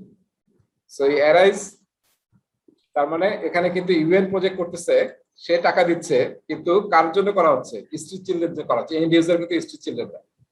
সো এরাও কিন্তু আমার স্পন্সর, সরি এরাও আমার স্টেক হোল্ডার, সাপ্লায়ার আমার স্টেক হোল্ডার, কমিউনিটি যে জায়গায় কাজ করতেছেন সেই নেবার কমিউনিটি, পাবলিক কমিউনিটি, হ্যাঁ, নানান ধরনের ইন্ডাস্ট্রিয়াল বিভিন্ন কমিটি থাকতে পারে, কমিউনিটি থাকতে পারে, সেগুলো আপনার স্টেক হোল্ডার। গভর্নমেন্ট কি one of the big player আপনার স্টেক হোল্ডারে। যদি এটা ঠিকমতো তাদের রেগুলেশনস রুলস ফলো না করে কোনো প্রজেক্টই সাকসেসফুল করা সম্ভব নয়, ঠিক আছে? এমপ্লয়িজ স্টেক হোল্ডার, ম্যানেজার্স যাদেরকে আমরা লাইন ম্যানেজার বলি বা ম্যানেজার যাদের কাছে আমরা, সেই ম্যানেজার অনেক হতে পারে, রিসোর্স ম্যানেজার, প্রকিউরমেন্ট ম্যানেজার, সবাই হচ্ছে আমার স্টেক হোল্ডার। আর আপনার টিমও হচ্ছে আপনার স্টেক হোল্ডার, আপনি যে অর্গানাইজেশনে কাজ করতেছেন সেটাও আপনার স্টেক হোল্ডার। সো এইগুলো হচ্ছে এক্সাম্পল অফ স্টেক হোল্ডার্স। এবং আমরা যখন স্টেক হোল্ডার আইডেন্টিফাই করবো, এরকম ক্যাটাগরাইজ আমরা স্টেক হোল্ডার আইডেন্টিফাই করতে পারি। এবং এইভাবে ক্যাটাগরিক্যালি আবার আমরা স্টেক হোল্ডারকে ম্যানেজ করার স্ট্র্যাটেজিও সেট করতে পারি, যে আমরা স্পন্সরদেরকে কিভাবে ম্যানেজ করবো, যেহেতু তারা সিনিয়র পিপল, তারা আমাদের মেইন ইনভেস্টর, মেইন স্পন্সর, তো তাদেরকে আসলে আমরা কিভাবে ম্যানেজ করবো, আমার লাইন ম্যানেজারকে কিভাবে ম্যানেজ করবো, ঠিক আছে? গভর্নমেন্টের বিভিন্ন রুলস রেগুলেশন আছে, বিভিন্ন রেগুলেটরি বডি আছে, তাদের কি কি রিকোয়ারমেন্ট আছে সবই দেখা যাবে একদম রিটেন আছে না, ব্ল্যাক এন্ড হোয়াইটে, সেটা আপনাকে একদম সেভাবে ব্ল্যাক এন্ড হোয়াইটে ফলো করতে হবে। সো এইভাবে আমরা যেমন আইডেন্টিফাই করার সময় ক্যাটাগরিক্যালি আইডেন্টিফাই করব, সিমিলারলি যখন ম্যানেজ করব স্টেক হোল্ডারকে, সেই স্ট্র্যাটেজি সেট করার জন্য আমরা ক্যাটাগরিক্যালি স্ট্র্যাটেজি সেট করব, ঠিক আছে? তাহলে ইজি হয়। প্রতিটা ইন্ডিভিজুয়াল স্টেক হোল্ডার নিয়ে স্ট্র্যাটেজি সেট করা অনেক টাফ হবে যদি আপনি খুব বড় প্রজেক্টে ইনভলভ থাকেন। তাহলে আমরা দেখেন প্রথমেই কাজ কি আমাদের, স্টেক হোল্ডারকে আইডেন্টিফাই করা। হ্যাঁ, তার মানে প্রথম কাজ হচ্ছে মানুষকে সিলেক্ট করা, যে কারা কারা আমার স্টেক হোল্ডার, এবং যে ক্যাটাগরি বললাম এরকম ক্যাটাগরি কারা কারা আছে তাদের সবাইকে আমাদেরকে আইডেন্টিফাই করতে হবে, ঠিক আছে? এবং এটা কখন করা হয়? একদম প্রজেক্টের শুরুতে যখন আমরা চার্টার লিখি, ইনিশিয়েশনে, মনে আছে ইনিশিয়েশনে দুইটা প্রসেস ছিল, একটা হচ্ছে চার্টার তৈরি করা, একটা হচ্ছে identify stakeholders vertically. So আমরা প্রথমেই করি এটা, কারণ স্টেক হোল্ডার ছাড়া আসলে আমরা কোনো কাজই করতে পারবো না, সব কিছুতে আমাদের স্টেক হোল্ডারকে মানে ইনভলভ করতে হবে। তারপরে কিভাবে আমরা স্টেক হোল্ডার আইডেন্টিফাই করবো? দেখেন, মানে অ্যানালাইজ করতে হবে বিভিন্ন ডকুমেন্ট, স্টেক হোল্ডার ইন্টারেস্ট দেখতে হবে, এনভায়রনমেন্ট দেখতে হবে, ডিপেন্ডেন্সি আছে কিনা, তারপরে potential impact on project success, শুধু আইডেন্টিফাই করলে হবে না, তাদের কি ইম্প্যাক্ট প্রজেক্টে সেটাকে আইডেন্টিফাই করতে হবে, ঠিক আছে? তারপরে অলওয়েজ কিন্তু look for additional stakeholder, always দেখতে হবে যে আরো কোনো নতুন স্টেক হোল্ডার আসলো কিনা। এটা একটা কন্টিনিউয়াস প্রসেস, একবার শুরুতে করে ফেললাম শেষ, এই যে শুরুতে করে ফেললাম এরপরে আর স্টেক হোল্ডার আইডেন্টিফাই করার দরকার নাই, সেটা কিন্তু না, এটা একটা কন্টিনিউয়াস প্রসেস। কারণ আপনার through out the life cycle of project দেখা যাবে অনেক নতুন স্টেক হোল্ডার আসবে, আবার অনেক স্টেক হোল্ডার চলে যাবে, হ্যাঁ, এবং স্টেক হোল্ডারের বিভিন্ন স্ট্যাটাস চেঞ্জ হয়ে যাবে, কেউ হয়তো পজিটিভ ছিল, কেউ আবার একসময় নেগেটিভ হয়ে যাবে, আগে কেউ নেগেটিভ ছিল এখন হয়তো সে পজিটিভ হবে। সো এই সবগুলোকে কালেক্ট করে আমরা কি করব? স্টেক হোল্ডার লিস্ট তৈরি করব। স্টেক হোল্ডার লিস্ট তৈরি করার জন্য যে ডকুমেন্টটা পিএমআই ফলো করে সেটার নাম হচ্ছে stakeholder register, stakeholder register, ঠিক আছে? যেখানে আমরা লিস্ট অফ স্টেক হোল্ডারের নাম, তাদের অ্যাড্রেস সবকিছু রাখি। এটার এক্সাম্পল পরের পেজে আছে, দেখেন ওখানে আমি একটু বলছি। এবং স্টেক হোল্ডার যখন আমরা আইডেন্টিফাই করি তখন আসলে আমরা কি কি টুলস টেকনিক ইউজ করি, দেখেন এই টুলগুলো আমরা ইউজ করি। একটা হচ্ছে এক্সপার্ট জাজমেন্ট। এক্সপার্ট জাজমেন্ট মানে কি কেউ বলতে পারবেন? What is expert judgement? সেটা হলো এসএমই দ্বারা এটা করা হয়, সাবজেক্ট ম্যাটার এক্সপার্ট, স্পেশাল ডোমেইনে, নির্দিষ্ট ডোমেইনে তার কাজ করার দক্ষতা আছে এবং সে এটা compatible to work on that, একটা টপিকের উপর সে এক্সপার্ট। হ্যাঁ, তাহলে এক্সপার্ট জাজমেন্ট মানে কি, আমরা যখন স্টেক হোল্ডার আইডেন্টিফাই করতেছি তখন যারা এক্সপার্ট আছে, এক্সপার্ট জাজমেন্টের মধ্যে আসলে অনেক কিছু পড়ে, যেমন অ্যাজ এ প্রজেক্ট ম্যানেজার বা স্ক্রাম মাস্টার আপনি তো এক্সপেরিয়েন্স, তাই না? দ্যাটস ওয়াই তো আপনাকে লিডার বানাইছে। আপনার এক্সপেরিয়েন্স, আপনার টিমের কোনো সিনিয়র লোকজনের এক্সপেরিয়েন্স, তার এক্সপার্ট জাজমেন্ট নেওয়া, হ্যাঁ, তারপর আপনার টিমের এক্সপার্ট জাজমেন্ট নেওয়া, তারপর হচ্ছে কোনো সিনিয়র স্টেক হোল্ডারের নেওয়া, তারপর কনসালটেন্টের নেওয়া, সাবজেক্ট ম্যাটার এক্সপার্টের নেওয়া, ঠিক আছে? অন্য টিম যারা এর আগে কাজ করছে আপনার ডিপার্টমেন্টের, অন্য ডিপার্টমেন্টের অন্য প্রজেক্ট টিম, তাদের হেল্প নেওয়া, এই সবগুলো হচ্ছে এক্সপার্ট জাজমেন্টের আওতার মধ্যে পড়ে। এই শব্দটা আমরা অনেক জায়গায় পাবো বারবার। তখনই বুঝতে হবে যে any expert judgement from any person, হ্যাঁ, ফ্রম ইয়োর ডিপার্টমেন্ট কিংবা বাইরের কারো কাছ থেকে, সেটাকে আমরা বলতেছি এক্সপার্ট জাজমেন্ট। তারপরে কি ইউজ করবো? Data gathering. ডেটা গ্যাদারিং মানে আমরা স্টেক হোল্ডার কালেক্ট করতেছি, তাই না? That is actually data gathering. আমরা কি করতে পারি? কোশ্চেনিয়ার এবং সার্ভে করে স্টেক হোল্ডার আইডেন্টিফাই করতে পারি না? বুঝতে পারছি? এনজিওর প্রজেক্ট, আপনি গ্রামের মধ্যে গেছেন, একটা মানে আপনি 5টা গ্রামে কাজ করবেন, তা আপনার জানা দরকার যে এই গ্রামের সবচেয়ে মোড়ল কে, তাই না? চেয়ারম্যান কে, বা চেয়ারম্যান বা পলিটিক্যালি কে বেশি আসলে ইয়া রাখে, বা কে আছে এরকম যে আসলে খুব বেশি ইনফ্লুয়েন্সার, হ্যাঁ, ইনফ্লুয়েন্সার কারা কারা। সো এগুলো কিন্তু আপনাকে হেল্প করবে যখন আপনি কোশ্চেনিয়ার এবং সার্ভে করবেন। ব্রেইনস্টর্মিং, ব্রেইনস্টর্মিং মানে কি? মাথা খাটানো, যে আপনি ব্রেইনস্টর্ম করেও বের করতে পারেন যে কারা কারা এখানে স্টেক হোল্ডার হতে পারে। তারপরে কি করতে হবে? শুধু কিন্তু স্টেক হোল্ডারকে আইডেন্টিফাই করলে হবে না, আমাদেরকে স্টেক হোল্ডারকে অ্যানালাইসিস করতে হবে। অ্যানালাইসিস মানে তার ইন্টারেস্ট কি এই প্রজেক্টে, তার ইম্প্যাক্ট কিরকম, পাওয়ার কিরকম, হ্যাঁ, অথরিটি কিরকম, এরকম অনেক জিনিসগুলো কিন্তু আমাদেরকে আইডেন্টিফাই করতে হবে। সেটাকে বলা হয় স্টেক হোল্ডার অ্যানালাইসিস। তারপর ডকুমেন্ট অ্যানালাইসিস করতে হবে। বিভিন্ন ডকুমেন্টে কিন্তু আপনি অ্যানালাইসিস করলে, রিভিউ করলে, পড়লে আপনি দেখবেন যে বিভিন্ন স্টেক হোল্ডারকে আইডেন্টিফাই করতে পারবেন। সো প্রজেক্ট রিলেটেড যত ডকুমেন্ট অ্যাভেলেবল সেগুলোকে আপনি পড়ালেখা করতে হবে। এগুলো খুবই কমন কাজ, এগুলো আমরা সবসময় করি। স্টেক হোল্ডার আইডেন্টিফিকেশনের সময় ডকুমেন্ট অ্যানালাইসিস করতে হবে। আর স্টেক হোল্ডারকে আমরা ম্যাপিং করতে পারি, এটা নিয়ে আমরা আরো সামনে আলোচনা হবে। সো 2 ডাইমেনশনাল ম্যাপিং ইউজ করতে পারি আমরা, যেটা হয়তো আমরা অনেকে পড়েছি, যে আমরা এদিকে ইন্টারেস্ট দিতে পারি এক্স অ্যাক্সিসে, এবং এদিকে দিতে পারি পাওয়ার। তারপরে এটা 4টা কোয়াড্রেন্ট তৈরি করি আমরা। তার মানে কি? এই কোয়াড্রেন্টে যে স্টেক হোল্ডার পড়বে তার কি পাওয়ার বেশি, ইন্টারেস্ট কম, আর যে এই কোয়াড্রেন্টে পড়বে তার পাওয়ারও বেশি, ইন্টারেস্টও বেশি। আর এখানে যে পড়বে তার ইন্টারেস্ট বেশি কিন্তু পাওয়ার কম। আর এই কোয়াড্রেন্টে যারা পড়বে, যে সমস্ত স্টেক হোল্ডার, তাদের পাওয়ার এবং ইন্টারেস্ট কম। তার মানে এইটার উপর বেস করে কিন্তু আমাদেরকে স্ট্র্যাটেজি সেট করতে হবে যে এদেরকে আমরা কিভাবে ম্যানেজ করব। আবার এই যে যারা একদম টপ পাওয়ার বেশি, ইন্টারেস্ট বেশি, তাদেরকে আমরা কিভাবে ম্যানেজ করব। এই ম্যানেজমেন্ট যদি ঠিক মতো না হয় তাহলে কি পুরা কিন্তু গোলমাল লেগে যাবে। সো সেটা কিন্তু আপনাকে স্টেক হোল্ডার ম্যানেজ করার আপনাকে স্ট্র্যাটেজি সেট করতে হবে। তো সেটা আমরা পরে এক জায়গায় পড়বো, এবং সেখানে আমরা এগুলো ডিটেল পাবো। আমি যেটা দেখালাম সেটা ডিটেল পাবো, দেখবো। এই ম্যাপিংটা হচ্ছে 2 ডাইমেনশনাল ম্যাপিং। কিন্তু আসলে স্টেক হোল্ডার এখন এত কমপ্লেক্স হয়ে গেছে কি, আমরা এখন সব কমপ্লেক্স মানুষ না নাকি? আগে সহজ সরল মানুষ পাওয়া যায় আগের জমানোর মতো?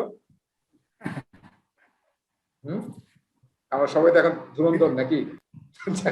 মানে সরি ফর দ্য ল্যাঙ্গুয়েজ, মানে আমরা সবাই তো খুব চালাক নাকি? কিছু বোকা মানুষ পাওয়া যায়, কিন্তু বেশিরভাগ আমরা এখন অনেক চালাক। আমাদের মানে সেদিন কোথায় যেন গিয়েছিলাম, তো আমাকে বলতেছিল আপনার বাড়ি কোথায়? আমি বললাম আমার বাড়ি রংপুর। তো বললো যে রংপুরের লোক তো সব মফিজ। হ্যাঁ, আমরা জানি তো নাকি রংপুরের লোকজনকে যে মফিজ বলা হয়, মানে বোকা আর কি। উনি আমাকে বলল যে রংপুরে আসে 2 জনের লোক আছে, একটা হচ্ছে মফিজ মানে বোকা টাইপ, আর একটা লোক আছে হাফিজ। হাফিজ মানে বুঝছেন? মানে দুষ্টুর হাফেজ। আবার তো এই যে বোকার ওখানে কিন্তু আবার খুবই, মানে রংপুরে কিন্তু অনেক চালাক লোক আছে যারা আপনাকে একদম নাকে দই দিয়ে বুলাবে আপনি। হ্যাঁ, মানে আমি নিজেও এক্সপিরিয়েন্স, মানে আমার রংপুরে একটা বাড়ি ছিল, মানে এখনো আছে, দোতলা বাড়ি। সেই দোতলা বাড়িতে আমরা কেউ থাকতাম না, আসলে কেনার পরে কেউ ছিল না। একটা ভাড়াটিয়া রেখেছিলাম, পরে কয়েক মাস পরে গিয়ে দেখি ভাড়াটিয়া পুরো বাড়ি দখল করার পায়তারা করতেছে, বুঝছেন? এবং সে র্যাব ডেকে নিয়ে আসছে, র্যাব ডেকে নিয়ে এসে আমার আব্বাকে তুলে নিয়ে চলে গেছে ইয়াতে থানায়। যদি আমরা মালিক আর কি বাড়ির, কিন্তু ঘটনা এরকম, ভাড়াটিয়া থেকে এরকম অবস্থা। সো সবাই কিন্তু মফিজ না। হ্যাঁ, সো সেই জন্য স্টেক হোল্ডার কিউব, তার মানে এখন 2 ডাইমেনশনাল চিন্তা করলে হবে না। হ্যাঁ, মানুষ কিন্তু এখন অনেক কমপ্লেক্স, স্টেক হোল্ডার অনেক কমপ্লেক্স। আপনাকে 3 ডাইমেনশনাল 4 ডাইমেনশনাল যত পারেন। কিউব মানে কি? কিউব মানে আপনি যেদিকে ইচ্ছা ঘুরায়, কিউব খেলছেন না, কিউব দিয়ে সেট করা, তো ঘুরায় ঘুরায় ঘুরে আপনি আসলে মিলাইতে হয়। সো স্টেক হোল্ডার কিন্তু আসলে শুধু পাওয়ার ইন্টারেস্ট হলে হবে না, এর সাথে অ্যাটিটিউড, হ্যাঁ, তারপর বিহেভিয়ার, তারপর ইমোশনাল ইন্টেলিজেন্স, এরকম অনেক কিছু কিন্তু আসতে পারে, সেগুলোকে কনসিডার করতে হবে। এটাকে বলা হচ্ছে স্টেক হোল্ডার কিউব। এটা নিয়ে আমরা আলোচনা দেখবো, সামনে আছে। আর যদি কেউ পড়তে চান এই টপিকটা আসলে আমরা পড়তেছি PMBOK এর 13.1। হ্যাঁ নাম্বার 512। হ্যাঁ, সো 512 512 নম্বর পেজে আছে, মুস্তাহিম ভাই বলতেছে। সো ওখানে কিন্তু ডিটেল আছে, আপনারা পড়তে পারেন, একবার পড়লে খুব ভালো। তারপর ডিরেকশন ইনফ্লুয়েন্স, এটা নিয়ে আমরা পরে পড়বো। ডিরেকশন ইনফ্লুয়েন্স মানে কি? আপনি এখানে আছেন প্রজেক্ট ম্যানেজার, তাই না? আপনার উপরে কি আছে? লাইন ম্যানেজার আছে বা সিনিয়র লোকজন আছে। পাশে কারা আছে? পিয়ার্স। আর নিচে কি? আপনার টিম। তাহলে কি উপরের লোকজনের ইনফ্লুয়েন্স এক ধরনের হবে, হ্যাঁ, পিয়ারদের ইনফ্লুয়েন্স এক ধরনের হবে, আর আপনাকে আবার টিমকে ইনফ্লুয়েন্স করতে হবে, টিমও আপনাকে ইনফ্লুয়েন্স করবে। তো এই যে ডিরেকশন অফ ইনফ্লুয়েন্স আপনাকে কিন্তু আইডেন্টিফাই করতে হবে, এবং সেই অনুযায়ী কিন্তু সিনিয়র ম্যানেজমেন্টের সাথে আমরা যখন মেইল লিখি তখন আমরা কি বলি? Please do it. Do it আমরা বলি would you please do it, would you please join in the meeting. আর টিমকে কি বলি? এক লাইন লিখলে হয়, join in the meeting, please join in the meeting, please come and join, শেষ। তা আমি যখন সিনিয়রে যাব তখন উড ইউ প্লিজ, কাইন্ড, এরকম অনেক কিন্তু ওয়ার্ড আমরা ইউজ করি। সো এটা হচ্ছে ডিরেকশন অফ ইনফ্লুয়েন্স। আর আপনি মিটিং করবেন, কারণ যখন আপনি স্টেকহোল্ডার আইডেন্টিফাই করতেছেন, কি অলওয়েজ আমরা যখনই কোনো এই ধরনের কাজ করব সবসময় চেষ্টা করবেন সবাইকে ইনভলভ করার জন্য, যাদেরকে ইনভলভ করলে বেনিফিট হবে। সো আমরা কি করতেছি দেখেন, সব স্টেকহোল্ডারকে কোথায় রাখতেছি? স্টেকহোল্ডার রেজিস্টারে। স্টেকহোল্ডার রেজিস্টারে আসলে তিন ধরনের ইনফরমেশন থাকে। একটা হচ্ছে তার কি মানে কন্টাক্ট ইনফরমেশন, একটা হচ্ছে তার কন্টাক্ট ইনফরমেশন, আরেকটা হচ্ছে তার এই যে এই জিনিসগুলো দেখেন অ্যাসেসমেন্ট ইনফরমেশন। অ্যাসেসমেন্ট মানে তার রিকোয়ারমেন্ট কি, তার এক্সপেকটেশন কি, তার কিরকম ইনফ্লুয়েন্স, মানে আপনাকে কিন্তু অ্যাসেস করতে হবে। সে কি বলবে যে আমি রিকোয়ারমেন্ট, সে বলবে রিকোয়ারমেন্টকে অবশ্যই আইডেন্টিফাই করতে হবে, কারণ এখান থেকে আপনার প্রজেক্টে আপনি কি বুঝতে পারবেন যে আপনার রিকোয়ারমেন্টটা কি, স্কোপ কি। হ্যাঁ, তার এক্সপেকটেশন জানতে হবে আপনাকে। আপনি অনেক কাজ করলেন, ঠিক আছে, কিন্তু এক্সপেকটেশন মিট হলো না, হবে? ওই যে আপনারা শুনছেন না, একটা কৌতুক শুনছেন না আমরা, যে ডাক্তারের কাছে গেছে, গিয়ে বলছে যে আমি তো পায়ে ব্যথা পাইছি, হাঁটুতে ব্যথা পাইছি। ডাক্তার বলছে একটা মলম দিয়ে দিচ্ছে, বলছে আপনি এটা প্রতিদিন 2 বার করে লাগাবেন, হ্যাঁ, সকালে এবং রাতে লাগাবেন। 1 সপ্তাহ পরে যদি ব্যথা না আসে আবার আসবে। 1 সপ্তাহ পরে সে আবার খোঁড়াতে করতে, আগের চেয়ে বেশি খোঁড়াতে এসে বলতেছে আমি তো মলম লাগালাম কিন্তু ব্যথা তো গেল না। তো ডাক্তার জিজ্ঞাসা করলো, কি করলো জিজ্ঞাসা, যে আপনার কোথায় লাগাইছেন মলম? সে বললো যে গাছে, যে গাছের মধ্যে ধাক্কা খেয়েছিলাম ওই গাছের মধ্যে লাগাইছি। শুনছি না এই কৌতুকটা? আমরা যদি এক্সপেকটেশন মিট করতে না পারি যে সে কি এক্সপেক্ট করে এই প্রজেক্ট থেকে, তাহলে কিন্তু আপনি সাফার করবেন। তারপর তার ইনফ্লুয়েন্স কি, হ্যাঁ, মেজর নাকি মাইনর, তার পাওয়ার কিরকম, আরো এখানে জাস্ট এক্সাম্পল দেওয়া হয়েছে, আপনি কিন্তু আরো অনেক অ্যাসেস করতে পারেন। ইন্টারেস্ট কি, যেখানে আমরা যেহেতু ইনফ্লুয়েন্স, পাওয়ার, ইন্টারেস্ট, তারপর যে বললাম অ্যাটিটিউড, এই জিনিসগুলো আপনি নিয়ে আসতে পারেন, অ্যাসেস করতে হবে। যত ভালো অ্যাসেস করতে পারবেন তত বেটার আপনি স্টেকহোল্ডার ম্যানেজ করতে পারবেন। আর যদি এগুলো ঠিকমতো না করেন, তাহলে আপনার রিকোয়ারমেন্ট ঠিকমতো গ্যাদার না হলে, এক্সপেকটেশন গ্যাদার না হলে কি হবে? ডেফিনিশন ডান ঠিক হবে না, অ্যাকসেপ্টেন্স ক্রাইটেরিয়া ঠিক হবে না, এবং আপনার স্কোপটাও ঠিকমতো ফাইনালাইজ করতে পারবেন না, কোনোদিন প্রজেক্ট শেষ হবে না, দেখা যাবে। ঠিক আছে? আর লাস্টে কি থাকে? Category of stakeholders. এখানে যেমন আমরা একটু আগে দেখছিলাম যে অনেকগুলো ক্যাটাগরি ছিল, সেরকম আপনি করতে পারেন। একদম সিম্পল একটা এক্সাম্পল দেওয়া আছে, যে ইন্টারনাল এবং এক্সটার্নাল। ইন্টারনাল মানে কি? আপনার অর্গানাইজেশনের ভিতরে যারা, আর এক্সটার্নাল মানে যারা অর্গানাইজেশনের বাইরে, আপনার গভর্নমেন্ট এজেন্সি বা কাস্টমার বা এন্ড ইউজার, সবাই হচ্ছে আপনার অর্গানাইজেশনের বাইরে। এটা সিম্পল ক্যাটাগরি হতে পারে, কিংবা আমি যেটা বললাম স্পন্সর, কাস্টমার, এন্ড ইউজার, হ্যাঁ, তারপর হচ্ছে কমিউনিটি, এরকম অনেক ক্যাটাগরি আপনি করতে পারেন। তারপর আরেকটা এখানে রাখতে পারেন, মানে উনি কি আমার সাপোর্টার প্রজেক্টের, আর নাকি সাপোর্টার না। আমরা না লিখি নাই, দেখছেন একটা চালাকি করা হয়েছে, খেয়াল করছেন? এই যে চালাকিগুলো কিন্তু অনেক জায়গায় করতে হয়, তাই না? যে আপনি যদি এখানে নো লিখে রাখেন, তাহলে কি হবে? কখনো যদি তার হাতে এটা পড়ে যায়, তাহলে তো আপনার শেষ। হ্যাঁ, সেই জন্য অনেক সময় বলা আছে, পিএমবকে দেখবেন, পিএমবক 5th এডিশনে এবং 6th এডিশনে লেখা আছে যে আপনাকে স্টেকহোল্ডার রেজিস্টারের এবং স্টেকহোল্ডার রেজিস্টারের সাথে আমরা আরো অনেক কিছু রাখি। যেমন অনেকে স্টেকহোল্ডার রেজিস্টারে এইদিকে স্ট্র্যাটেজি লিখে রাখে, তো তাকে আমরা ম্যানেজ করবো, কিভাবে ম্যানেজ করবো? যেমন যার ইনফ্লুয়েন্স খুব মেজর, তাকে আমরা ম্যানেজ করার মানে স্ট্র্যাটেজি হচ্ছে কি, মনিটর, ম্যানেজ ক্লোজলি। এখন কিভাবে ম্যানেজ ক্লোজলি করবেন তার কিন্তু অনেক পয়েন্ট আপনি লিখে রাখতে পারেন, যে এই ধরনের স্পন্সর, যেহেতু আমার স্পন্সর ক্যাটাগরি সিইও, তার মানে আমাকে এইভাবে ম্যানেজ করতে হবে। আপনি স্পেশাল বিভিন্ন স্ট্র্যাটেজি সেট করে রাখবেন, এরকম 10টা। হ্যাঁ, আবার যে আপনার বিরুদ্ধে আছে তার জন্য কিন্তু আপনি ডিফারেন্ট স্ট্র্যাটেজি সেট করবেন, তাকে হয়তো চকলেট খাওয়াবেন, হ্যাঁ, তাকে নিয়ে লাঞ্চে যাবেন, ঠিক আছে, যে এরকম কিছু করবেন। হ্যাঁ, বা আপনি আরো অন্য স্ট্র্যাটেজি নেবেন আর কি। তো সেগুলো যদি শেয়ার্ড ডকুমেন্টে থাকে এবং সবাই যদি দেখে ফেলে তাহলে হবে, আরো বিপদে পড়বেন। সেজন্য পিএমওকে বলা ছিল যে সবকিছু আসলে শেয়ার্ড ডকুমেন্টে রাখা যাবে না, কিছু কিছু অংশ বা কিছু কিছু ডকুমেন্ট আপনি আপনার কাছে রাখবেন বা একদম ক্লোজ টিমের কাছে থাকবে। বুঝতে পারছি? যে আমাদের প্রধানমন্ত্রী পাহারা দেয় না, কে কখন পাহারা দিচ্ছে না দিচ্ছে, কে কোথায় আছে, কে কার পিছনে লাগে আছে, কেউ কিন্তু জানে না। মানে ডিভাইড এন্ড কনকুয়ার, বুঝতে পারছেন? আচ্ছা, এবার আসি রেসি চার্ট। রেসি চার্টে আসলে সবাই আছি না ঘুমিয়ে পড়ছি? আচ্ছা আচ্ছা ভাইয়া। ওকে, ছোট একটা কোশ্চেন, হ্যাঁ বলেন, কোশ্চেন বলেন। অন অ্যান অ্যাভারেজ একটা প্রজেক্টে আসলে একজন প্রজেক্ট ম্যানেজারের মানে কতগুলা ডকুমেন্ট বা কত টাইপের ডকুমেন্ট প্রিপেয়ার বা মেনটেন করা লাগে, একটা ধারণা দেওয়া যায় টিপিক্যালি আর কি? মানে আমার তো ডকুমেন্টেশনের শেষ নাই, শুরু আছে না, ডকুমেন্টের শেষ নাই, এটা একটা প্রবলেম। তো অ্যাজাইলে তো ডকুমেন্টেশন আসলে কম করতে বলে, যদি আসলে কাজ করতে গেলে দেখা যায় অ্যাজাইলের ডকুমেন্টেশন অনেক বেশি হয়ে যাবে।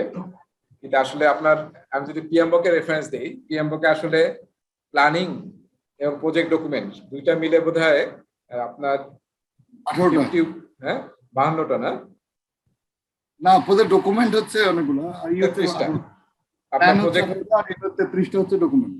হ্যাঁ, মানে প্রায় 50টারও বেশি ডকুমেন্টের রেফারেন্স আছে পিএমওকে, ঠিক আছে, প্রায় 50+। সো আমরা আসলে এইভাবে কাজ করলে হবে না যে 50+ রেডি করে তারপরে কাজ করে, এরকম না। এটা আসলে কি হবে, পিএমওকে বলা আছে প্রোগ্রেসিভলি এলাবোরেট হবে, যখন যতটুকু লাগবে ততটুকু প্ল্যানিং করেন, এরপরে আসলে আস্তে আস্তে প্ল্যানিং বাড়তে পারে। কিন্তু আসল কথা হচ্ছে ডকুমেন্টে থাকতে হবে, হ্যাঁ, ডকুমেন্টেশনটা ইম্পর্টেন্ট। আচ্ছা, আমরা এখন একটা ভিডিও দেখব।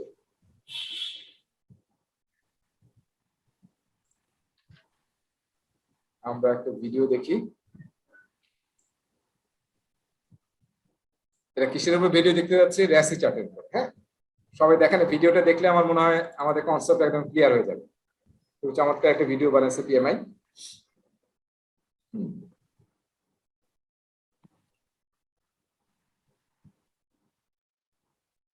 Welcome to the Project Management Institute's Spotlight series.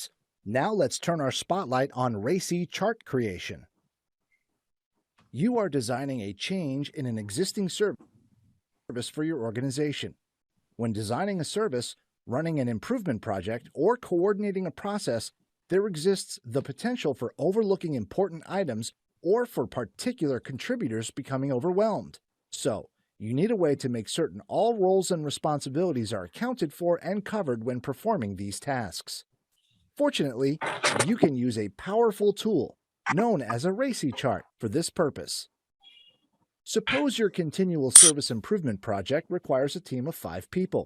These 5 individuals have different skills. এটা মনে হয় ফুল স্ক্রিন হচ্ছে না, না?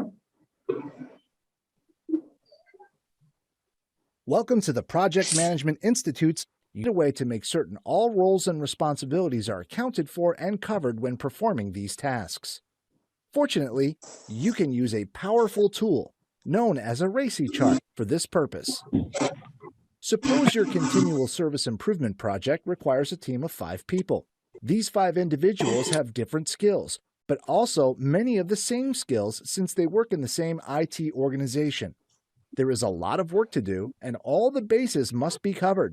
So you'll need a way to both organize the required tasks and track their progress. One use of the RACI chart is to map out the activities related to the effort and list them in rows.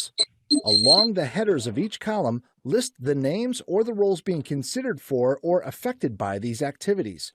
Here, team member names are used, but you could use role names, job titles, or other classifications.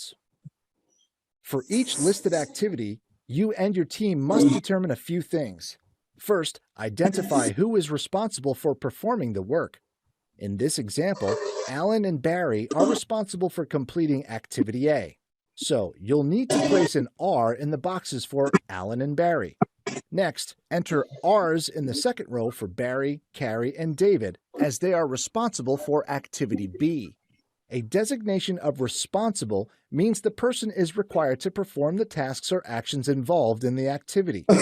The accountable person, represented by the letter A, is the singular person on the hook to make certain the activity is completed or performed per expectations.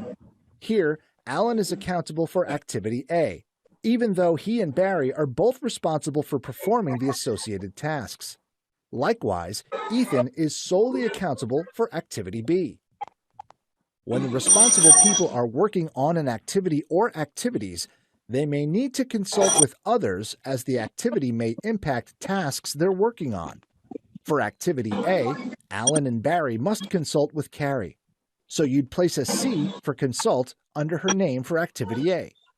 Consulting is the expected back and forth communication between Carrie and those responsible and accountable for activity A. In other cases, a team member may only need to be informed of progress or issues for a particular activity to stay aligned with the overall effort.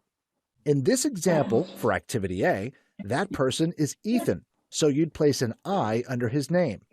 Once you've completed the entries for your project, examine the entire RACI chart and ensure that it is mapped appropriately. Adjust the roles and responsibilities listed as needed or as you receive new information. And that's how to ensure you're tracking all critical activities while designing or managing processes and services. Thanks for using the PMI. Sound আসতেছে না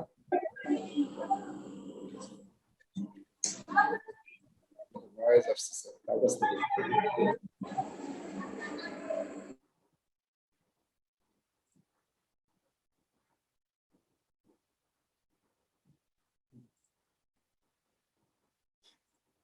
ঠিক আছে সবাই দেখেছি না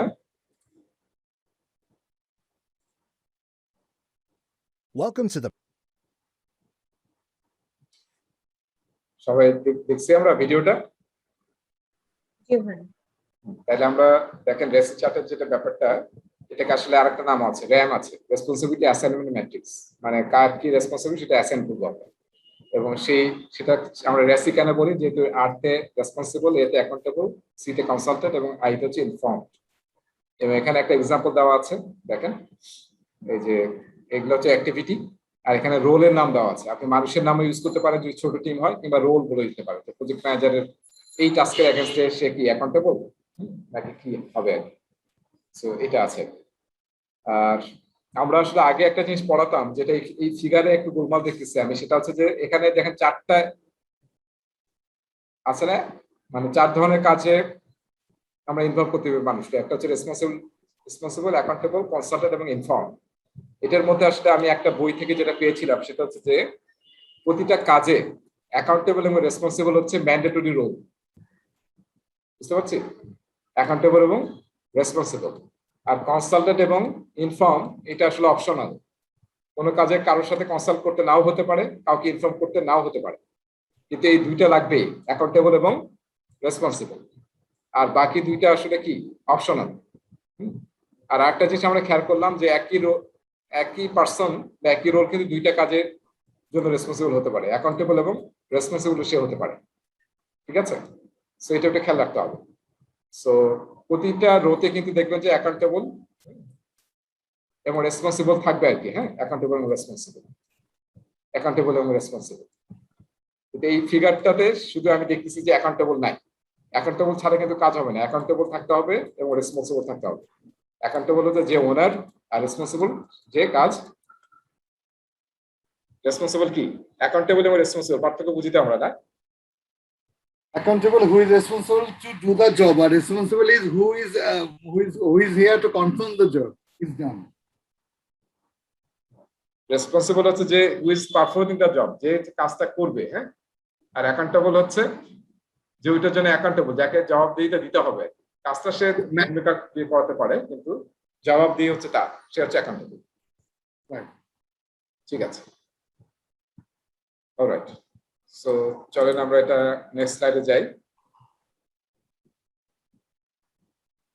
Welcome to the video আমরা দেখে ফেলেছি, এবার আসেন টিম স্কিল অ্যাপ্রেজাল। মানে টিমের স্কিলকে অ্যাপ্রেজ করতে হবে যে আমাদের কি কি স্কিল লাগবে এবং আমাদের টিম যেটা নিয়ে আমরা কাজ করব সেটার উইকনেস, স্ট্রেংথস, হ্যাঁ, এগুলোকে আমাদেরকে আইডেন্টিফাই করতে হবে। এই স্ট্রেংথ, উইকনেস, হ্যাঁ, শর্ট অ্যানালিসিস এটা আমাদের পরে একটা টপিকের মধ্যেও আছে। এখানে আসলে আমরা মেইন দেখবো যে আসলে টিমের প্রেফারেন্স কি, টিমের অ্যাসপিরেশন কি, information processing and organization, decision making processes, interactions with other team members. So এই জিনিসগুলো আমাদেরকে অ্যাপ্রেস করতে হবে। আচ্ছা, এরপরে আসেন প্রি অ্যাসাইনমেন্ট টুলস, কিংবা আমরা বলতে পারি এটাকে প্রি অ্যাসেসমেন্ট টুল। আমি যে আমার টিমের লোকজনকে নিয়ে আসবো, তা আমরা কিভাবে আসলে তাদেরকে প্রি অ্যাসাইন করবো যে সে আসলে আমার এই টিমের জন্য ফিট কিনা, সেটা আমরা কিভাবে আইডেন্টিফাই করবো। সেটার জন্য আসলে আমরা অনেকগুলো টুল ইউজ করতে পারি। এই স্লাইড থেকে একটা প্রশ্ন আসবে পরীক্ষায়, হ্যাঁ, এবং সেটা হবে মাল্টিপল রেসপন্স। মাল্টিপল রেসপন্স মানে আপনাকে বলবে যে প্রি অ্যাসাইনমেন্ট বা প্রি অ্যাসেসমেন্ট টুল হিসেবে আপনি ফর এক্সাম্পল কি কি টুল টেকনিক ইউজ করতে পারেন। তাহলে অনেকগুলো লিস্ট থাকবে, 1 2 3 4 5, হ্যাঁ, তার মধ্যে আপনাকে আসলে 3টা সিলেক্ট করতে হবে। এই 5টার মধ্যে 3টা দিবে, হ্যাঁ। সো দেখেন, এটা আমরা যখন আমাদের টিমের জন্য লোকজন নেই, রিক্রুট করি, যে এখানে তো এইচআর এর আছে না, ফারহানা নাকি এইচআর? জি ভাইয়া।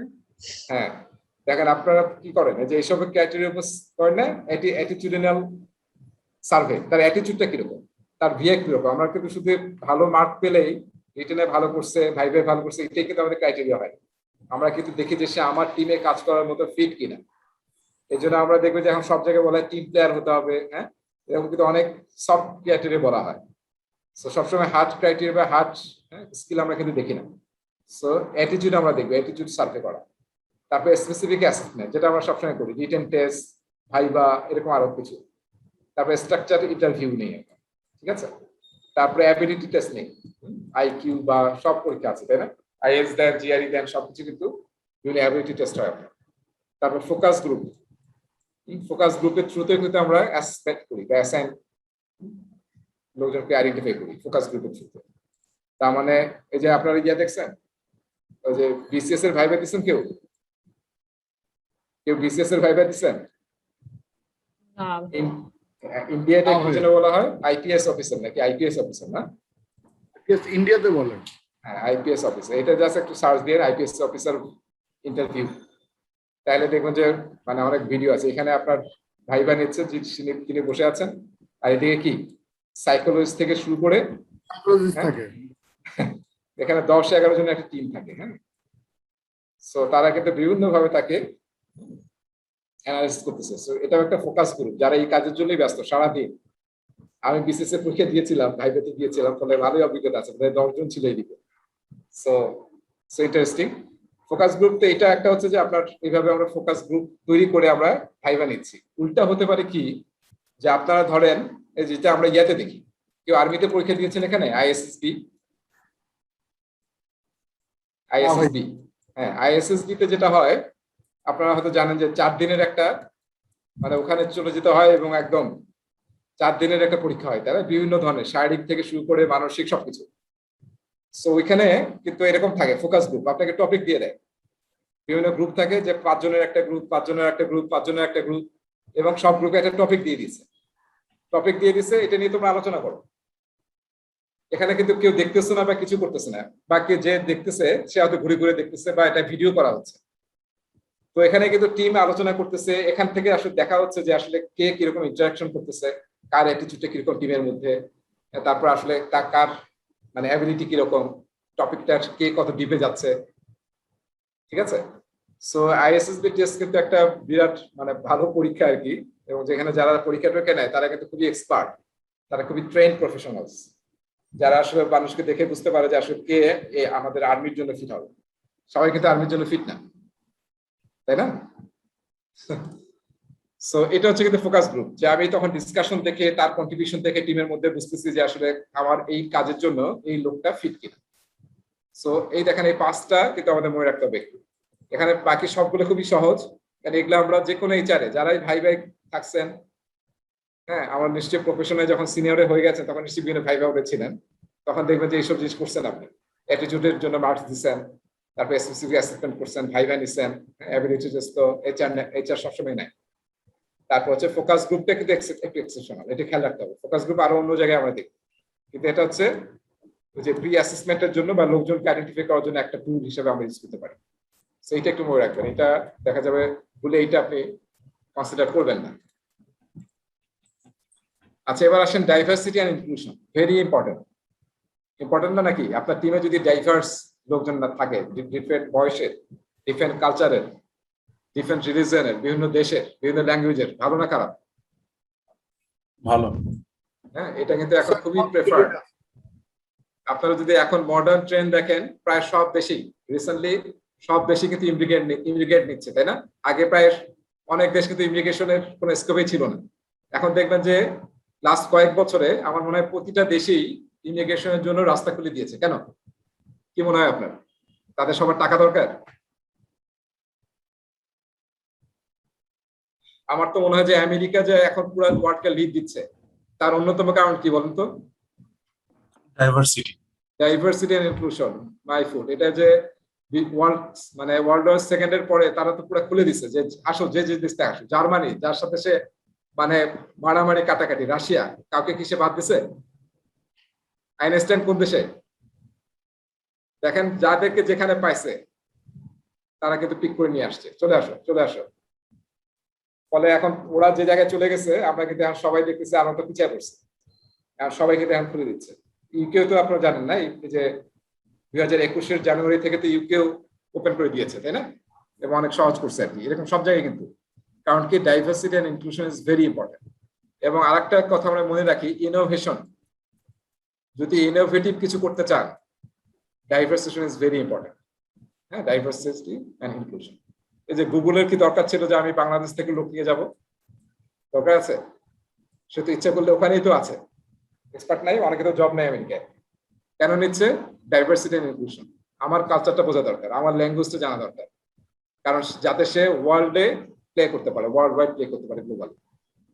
ভাই, পাশাপাশি আরেকটা ইম্পর্টেন্ট ফ্যাক্ট হয়ে দাঁড়ায় এই ডাইভার্সিটির যেটা, সেটা হলো যে ধরুন একটা সিঙ্গেল প্রবলেমকে এক এক কালচারের মানুষ এক এক ভাবে সলভ করার একটা ইন্টেনশন থাকে আর কি, বা ওয়ে অফ সলভিং শো করতে পারে আর কি।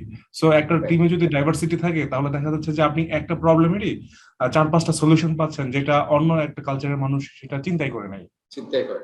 হ্যাঁ, গ্রেট। হ্যাঁ, দেখেন, মানে আমরা যেরকম টাফ কন্ডিশনে বড় হচ্ছি বা বড় হয়েছি, আমেরিকান ছেলেমেয়ে তো এরকম টাফ কন্ডিশনে বড় হয় না। ফলে আমরা কিন্তু অনেক আছে না, আমরা তো শর্টকাট, বিভিন্ন শর্টকাট কিন্তু জানি, যেগুলো আসলে দেখা যাবে ওগুলো জানি না। সো এগুলো কিন্তু আসলে পজিটিভ জিনিস। হ্যাঁ, দেখা যায় যে অনেক সময় রিসোর্স নাই, ধরেন কোনো একটা রিসোর্স নাই, তো আমরা বাংলাদেশে যে কোনো কিছু দিয়ে কোনো একটা কিছু করার একটা ইন্টেনশন থাকে আমরা। রাইট। সো ঠিক আছে, তাই দেখেন, ইমপ্রুভ ট্রাস্ট, কোলাবোরেটিভ কালচার তৈরি করে, এবং empower the team to participate in decision making and own the solution they create. So এই জিনিসগুলোকে আপনাকে আসলে ফ্যাসিলিটেট করতে হবে। ঠিক আছে, তাহলে আসলে যে ডাইভার্সিটি এবং ইনক্লুশন আপনাকে হেল্প করবে। এই যে কালচার, জেন্ডার, হ্যাঁ, ফিজিক্যাল অ্যাবিলিটি, ল্যাঙ্গুয়েজ, সবকিছু আসলে আপনাকে এখন নিতে হবে আসলে।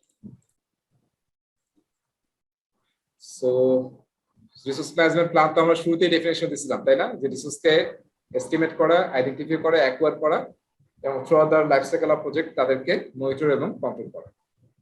এবং রিসোর্স ম্যানেজমেন্ট প্ল্যানে কি কি থাকে দেখেন, একটা হচ্ছে যে আমরা স্পেশালি যখন হিউম্যান রিসোর্স নিয়ে কথা বলি তখন এই 4টা জিনিস আমাদের সবসময় থাকে। একটা হচ্ছে রোল, কি কি রোলে আমাদের লোক লাগবে, ইঞ্জিনিয়ার, তারপরে আর্কিটেক্ট, তারপর হচ্ছে ধরেন স্কিল লেবার, আনস্কিল লেবার, কোন কোন রোল এবং সেই রোলের কাজ কি কি, রেসপন্সিবিলিটি, কাজ কি কি। হ্যাঁ, আমরা কিন্তু রোল লিখি, এবং প্রজেক্ট ম্যানেজার যদি হয় তার কাজ কি কি আমরা এভাবে লিখি, সেই অনুযায়ী কিন্তু আমরা রিক্রুট করি। এইচআর যখন কোনো লোকজনকে রিক্রুট করে সবার আগে কি তৈরি করে? জব ডেসক্রিপশন, জেডি, এবং সেই জেডি অনুযায়ী কিন্তু আমরা লোকজনকে রিক্রুট করি যে আমার জব ডেসক্রিপশনে এই ধরনের রেসপন্সিবিলিটি আলাদা লোক লাগবে যারা পারে, এবং তখন আসলে আমরা সেভাবে লোকজনকে অ্যাসাইন করি। সো এটা হচ্ছে রেসপন্সিবিলিটি। অথরিটি, এই রোলে যে কাজ করবে তার অথরিটি কি কি থাকবে, এবং এই রোলে কাজ করার জন্য কম্পিটেন্সি কি কি থাকতে হবে, এটা কিছু এইচআর এ আমরা সবসময় এটা সেট করি। So, আমি যখন প্রজেক্ট টিম বানাচ্ছি তখন আমাকে দেখতে হবে যে আমি যে এই রোলে একটা লোককে চাচ্ছি সে আসলে কম্পিটেন্ট কিনা, সেই কম্পিটেন্সি আমাদেরকে প্ল্যানিং এর সময় আইডেন্টিফাই করতে হবে। তারপরে প্রজেক্ট অর্গানাইজেশনাল চার্ট। আমরা যখন একটা প্রজেক্ট করি তখন কি একটা অর্গানোগ্রাম তৈরি হয় না? বাংলাদেশে অর্গানোগ্রাম বলি আমরা, যেহেতু ব্রিটিশ থেকে আসছে, যেটা আসলে অর্গানাইজেশনাল চার্ট, তাই না? এই যে ট্রি আকারে যে লিখি আমরা, প্রতিটা অর্গানাইজেশন আছে না, সিইও, তারপরে ভিপি বা ইভিপি, তার নিচে ভিপি, তার নিচে জিএম, এইভাবে করি আমরা, ঠিক আছে? আর এখন প্রজেক্ট টিমে কি হবে? প্রজেক্ট টিমে এরকম আছে না, প্রজেক্ট ম্যানেজার, তার নিচে হয়তো বিভিন্ন team leader, team lead 1, team lead 2, তার নিচে হয়তো টিম। সেইটাকে আমরা বলতেছি প্রজেক্ট অর্গানাইজেশনাল চার্ট, যেটা ভিজুয়াল রিপ্রেজেন্টেশন। এটা দিয়ে আসলে কি বোঝায় বলুন তো? এই অর্গানোগ্রাম দিয়ে আসলে সবার আগে কি বোঝা যায়? ওনার লাইনটা বুঝালো এবং রিপোর্টিং লেভেলটা, হ্যাঁ, মানে আসলে লাইন অফ কমিউনিকেশনটা সবার আগে বোঝা যায়, তাই না? লাইন অফ কমান্ডটা কমিউনিকেশন, যেটা সেট করে। হ্যাঁ, সো এটা ইম্পর্টেন্ট। তারপর হচ্ছে project team resource management, team resource guidance, how to define staff, manage and release. স্টাফকে কিভাবে আমরা অ্যাকোয়ার করবো, তাদেরকে কিভাবে ডেভেলপ করবো, ম্যানেজ করবো এবং কিভাবে রিলিজ করবো, এটা খুব ইম্পর্টেন্ট। রিলিজ প্ল্যান করা। প্রজেক্ট শেষে তো প্রজেক্টকে আমরা বলতেছি টিম টেম্পোরারি অর্গানাইজেশন, তার মানে প্রজেক্ট শেষ হয়ে গেলে আমরা টিমকে রিলিজ করে দেবো, সেই রিলিজটারও প্ল্যান করতে হবে। তারপর আমার টিমকে যদি ট্রেনিং করাতে হয়, করাতে হবে না? হ্যাঁ, প্রজেক্ট টিমের কিন্তু অনেক ধরনের ট্রেনিং লাগে। আমরা তো নতুন একটা টেকনোলজি নিয়ে কাজ করতেছি, তাহলে আমার অবশ্যই ট্রেনিং লাগবে, যেহেতু আমার টিম কখনো এই নিয়ে কাজ করে নাই।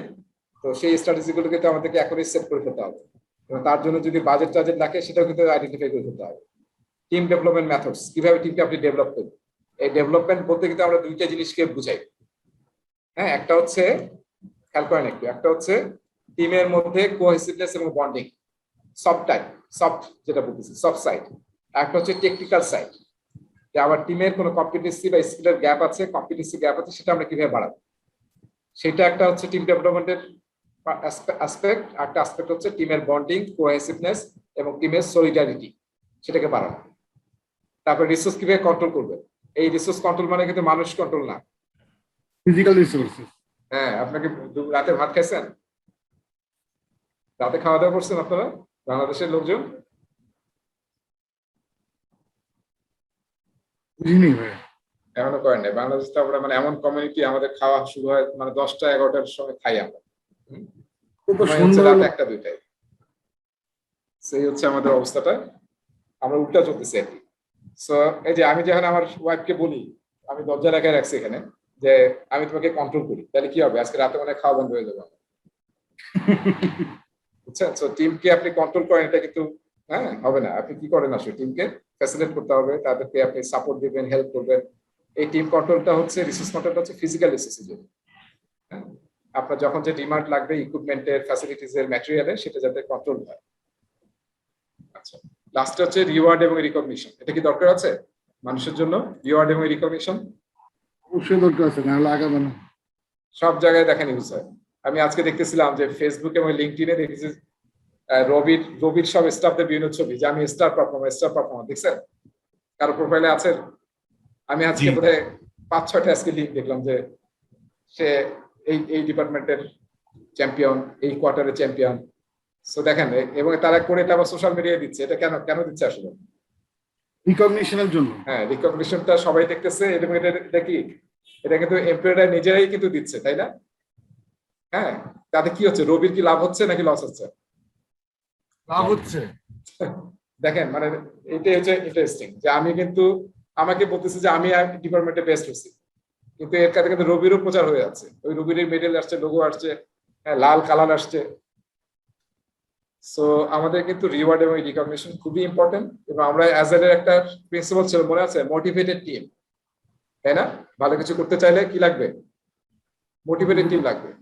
যে টিম মোটিভেটেড না, সেই টিমকে দিয়ে কিছুই করা যাবে না, তাকে যতই ফ্যাসিলিটি দেন।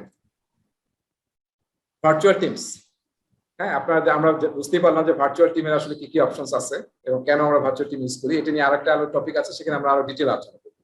তো ভার্চুয়াল টিম করার সময় আসলে বিভিন্ন বেনিফিট আছে, সেটা তো খেয়াল করতেই হবে। আরেকটা খেয়াল করতে হবে যে আসলে যাতে আমরা কিছু মানে টেকনোলজি ইউজ করতে পারি, যেটা দিয়ে ফেস টু ফেস, যেটা আসলে সবচেয়ে বেটার, তাই না? কমিউনিকেশনের জন্য, সেটা যাতে আমরা করতে পারি, সেটা এনশিওর করতে হবে। আচ্ছা, এরপরে ভার্চুয়াল টিম নিয়ে আরো কথাবার্তা আছে, দেখেন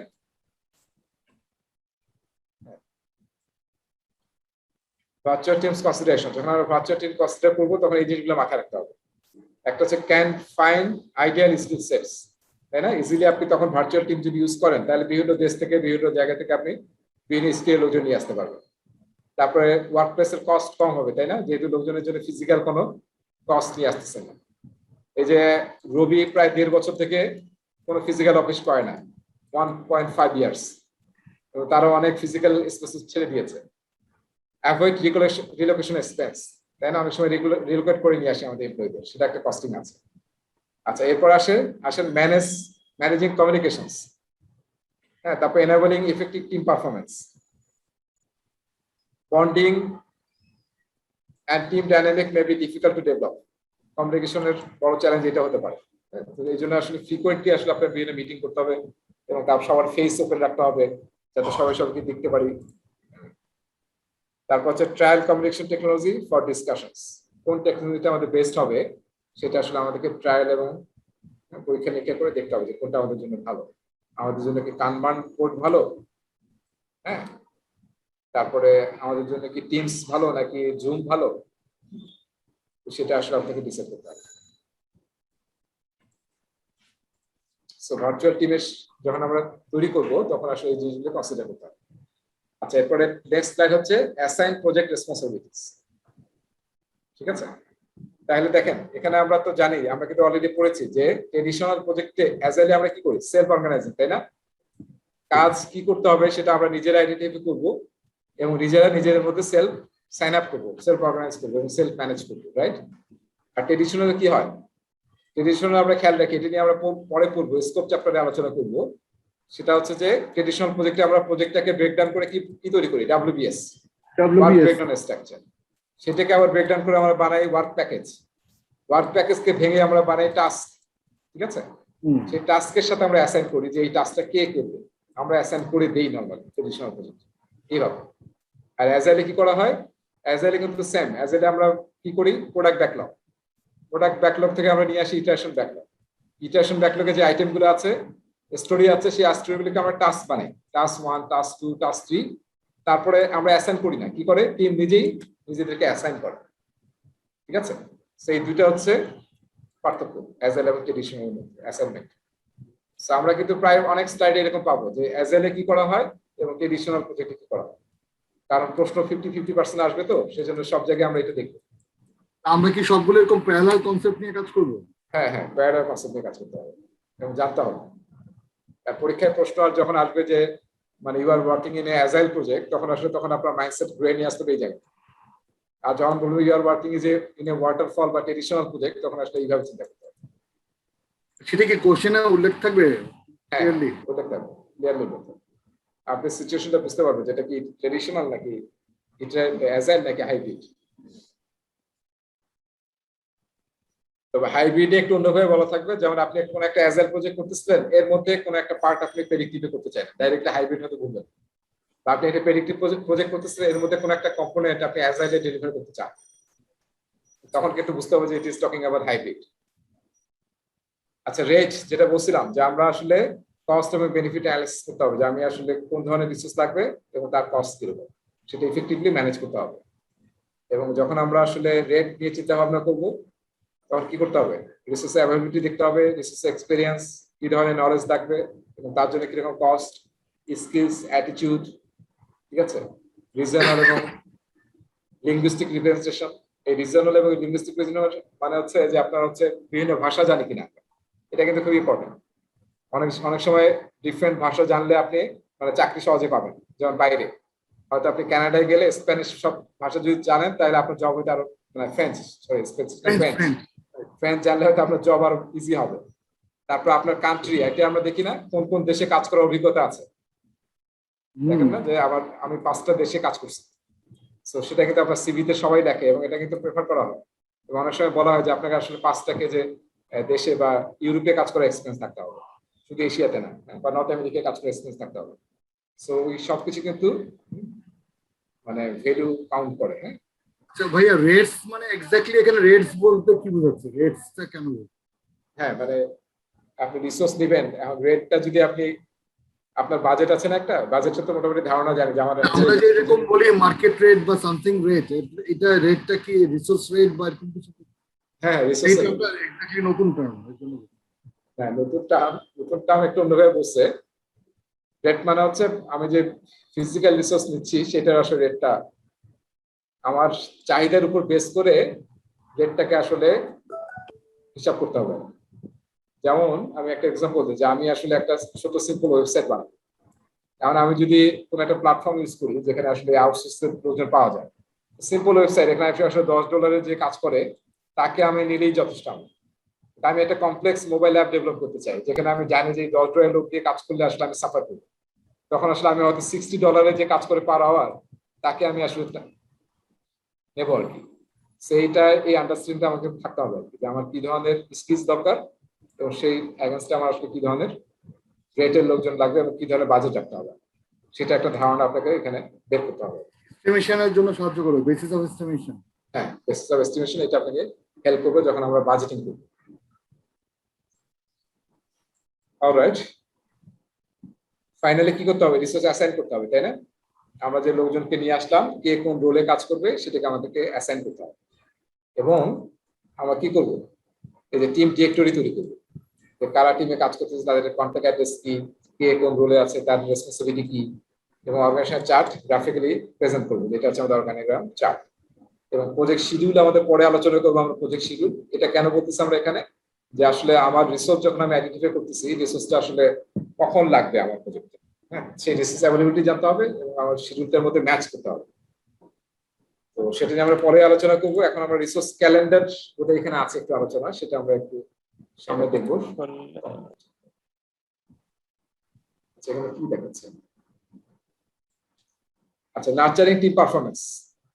টিম তৈরি করলে হবে না, টিমের পারফরমেন্সকে নার্চার করতে হবে through out the life cycle of the project.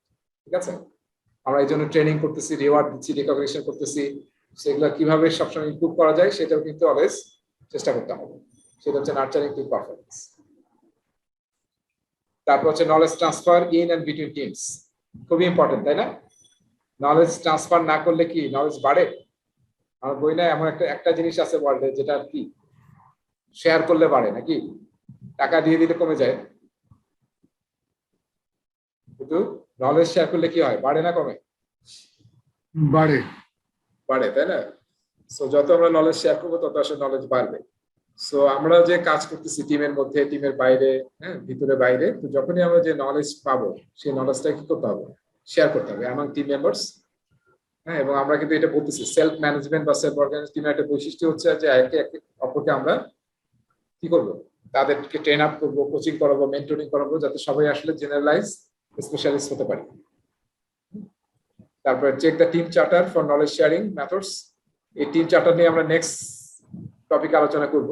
Team চার্টারে বলা থাকতে পারে যে আমরা আসলে কখন কখন রেট্রো করবো, বা কখন লেসন লার্ন সেশন করবো, বা কখন আমরা মানে মেন্টরিং তারপরে কোচিং করবো, এগুলো আমরা বলতে পারি। আর আমরা তো জানি যে in agile projects use information radiators. Information radiator মানে হচ্ছে, এটা আসলে একটু জাস্ট মনে রাখি যে আমি একটু আগে কানবান বোর্ড বললাম না, কানবান board can be information radiator. মানে যেখান থেকে সহজে হ্যাঁ ইনফরমেশন বোঝা যাচ্ছে যে এখন কোন কাজ, কয়টা কাজ আমার প্রোডাক্ট ব্যাকলগে আছে, কয়টা টু ডু লিস্টে আছে, কয়টা ডুইং এর মধ্যে আছে, কয়টা ডান হয়ে গেছে। ইজিলি কিন্তু ইনফরমেশন রেডিয়েটর যদি একটা ওপেন বোর্ড থাকে তাহলে কিন্তু সবাই দেখতে পাই সেটা। এবং আমরা কানবান বোর্ড ইউজ করতে পারি, টাস্ক বোর্ড ইউজ করতে পারি, সিম্পল টাস্ক বোর্ড। তার মানে কি কি কাজ আছে প্রজেক্টে আমার, সে কাজের লিস্ট গুলা এবং কোনটা এখন হচ্ছে, কোনটা চলতেছে, কোনটা শেষ হয়ে গেছে, এরকম আমরা to do task board use করতে পারি, কানবান বোর্ড ইউজ করতে পারি। তারপরে আমরা স্ক্রাম বোর্ড ইউজ করতে পারি। স্ক্রাম বোর্ডে আসলে স্ক্রামের সব ইভেন্ট, ওটা আমি পরে একটা এক্সাম্পল ছবি দেখাবো, যেখানে আসলে আমরা সবকিছু রাখি স্ক্রামের, বার্ন ডাউন চার্ট থেকে শুরু করে implementation backlog, product backlog, iteration backlog, সবকিছু আমরা একটা বোর্ডের মধ্যে রাখি, দেখাই।